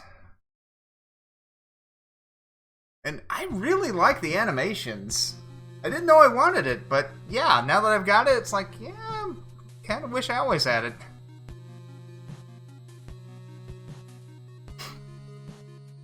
And honestly, every time he slaps the desk and then looks at his hand real fast, that always cracks me up. That and whenever he would tentatively raise his arm. Although I guess he's going to finally stop doing that. Maybe he'll actually point.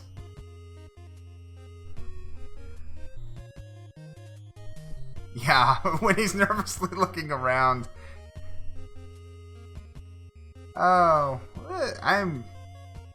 I'm glad that they have brought this over. I didn't expect them to actually do it, and I'm really hoping that they port the other 3 games so I can please play and stream them. I want them so badly.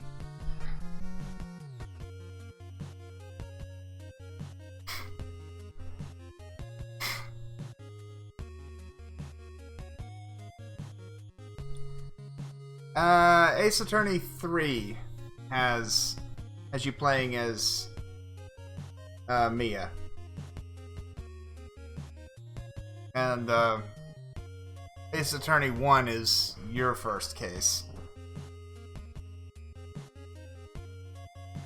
But yeah, it's neat seeing. It's good. It's good. Even though we don't have, all of our favorite characters like Edgeworth and Phoenix and Mia and Maya and cute little Pearl and Gumshoe, Francisca. It's still really good. We're getting a whole new cast of characters.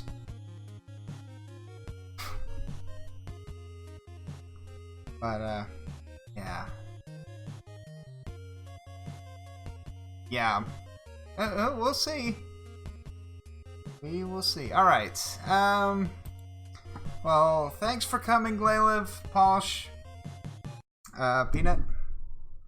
I am going to... Thankfully, now that I've got now that I can actually upload videos in not 15-minute chunks, I'll be archiving this, so that's a good thing. Alright. Excuse me. Thank you, everybody, for coming. We'll give somebody a host. Let's give a host over to...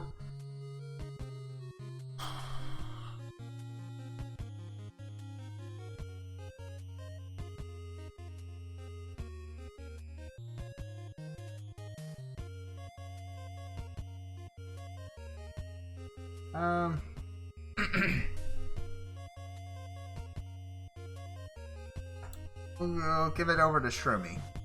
Playing Adventure Island 2 for the Game Boy. Alright. Thank you all again for watching, and until next time, God bless.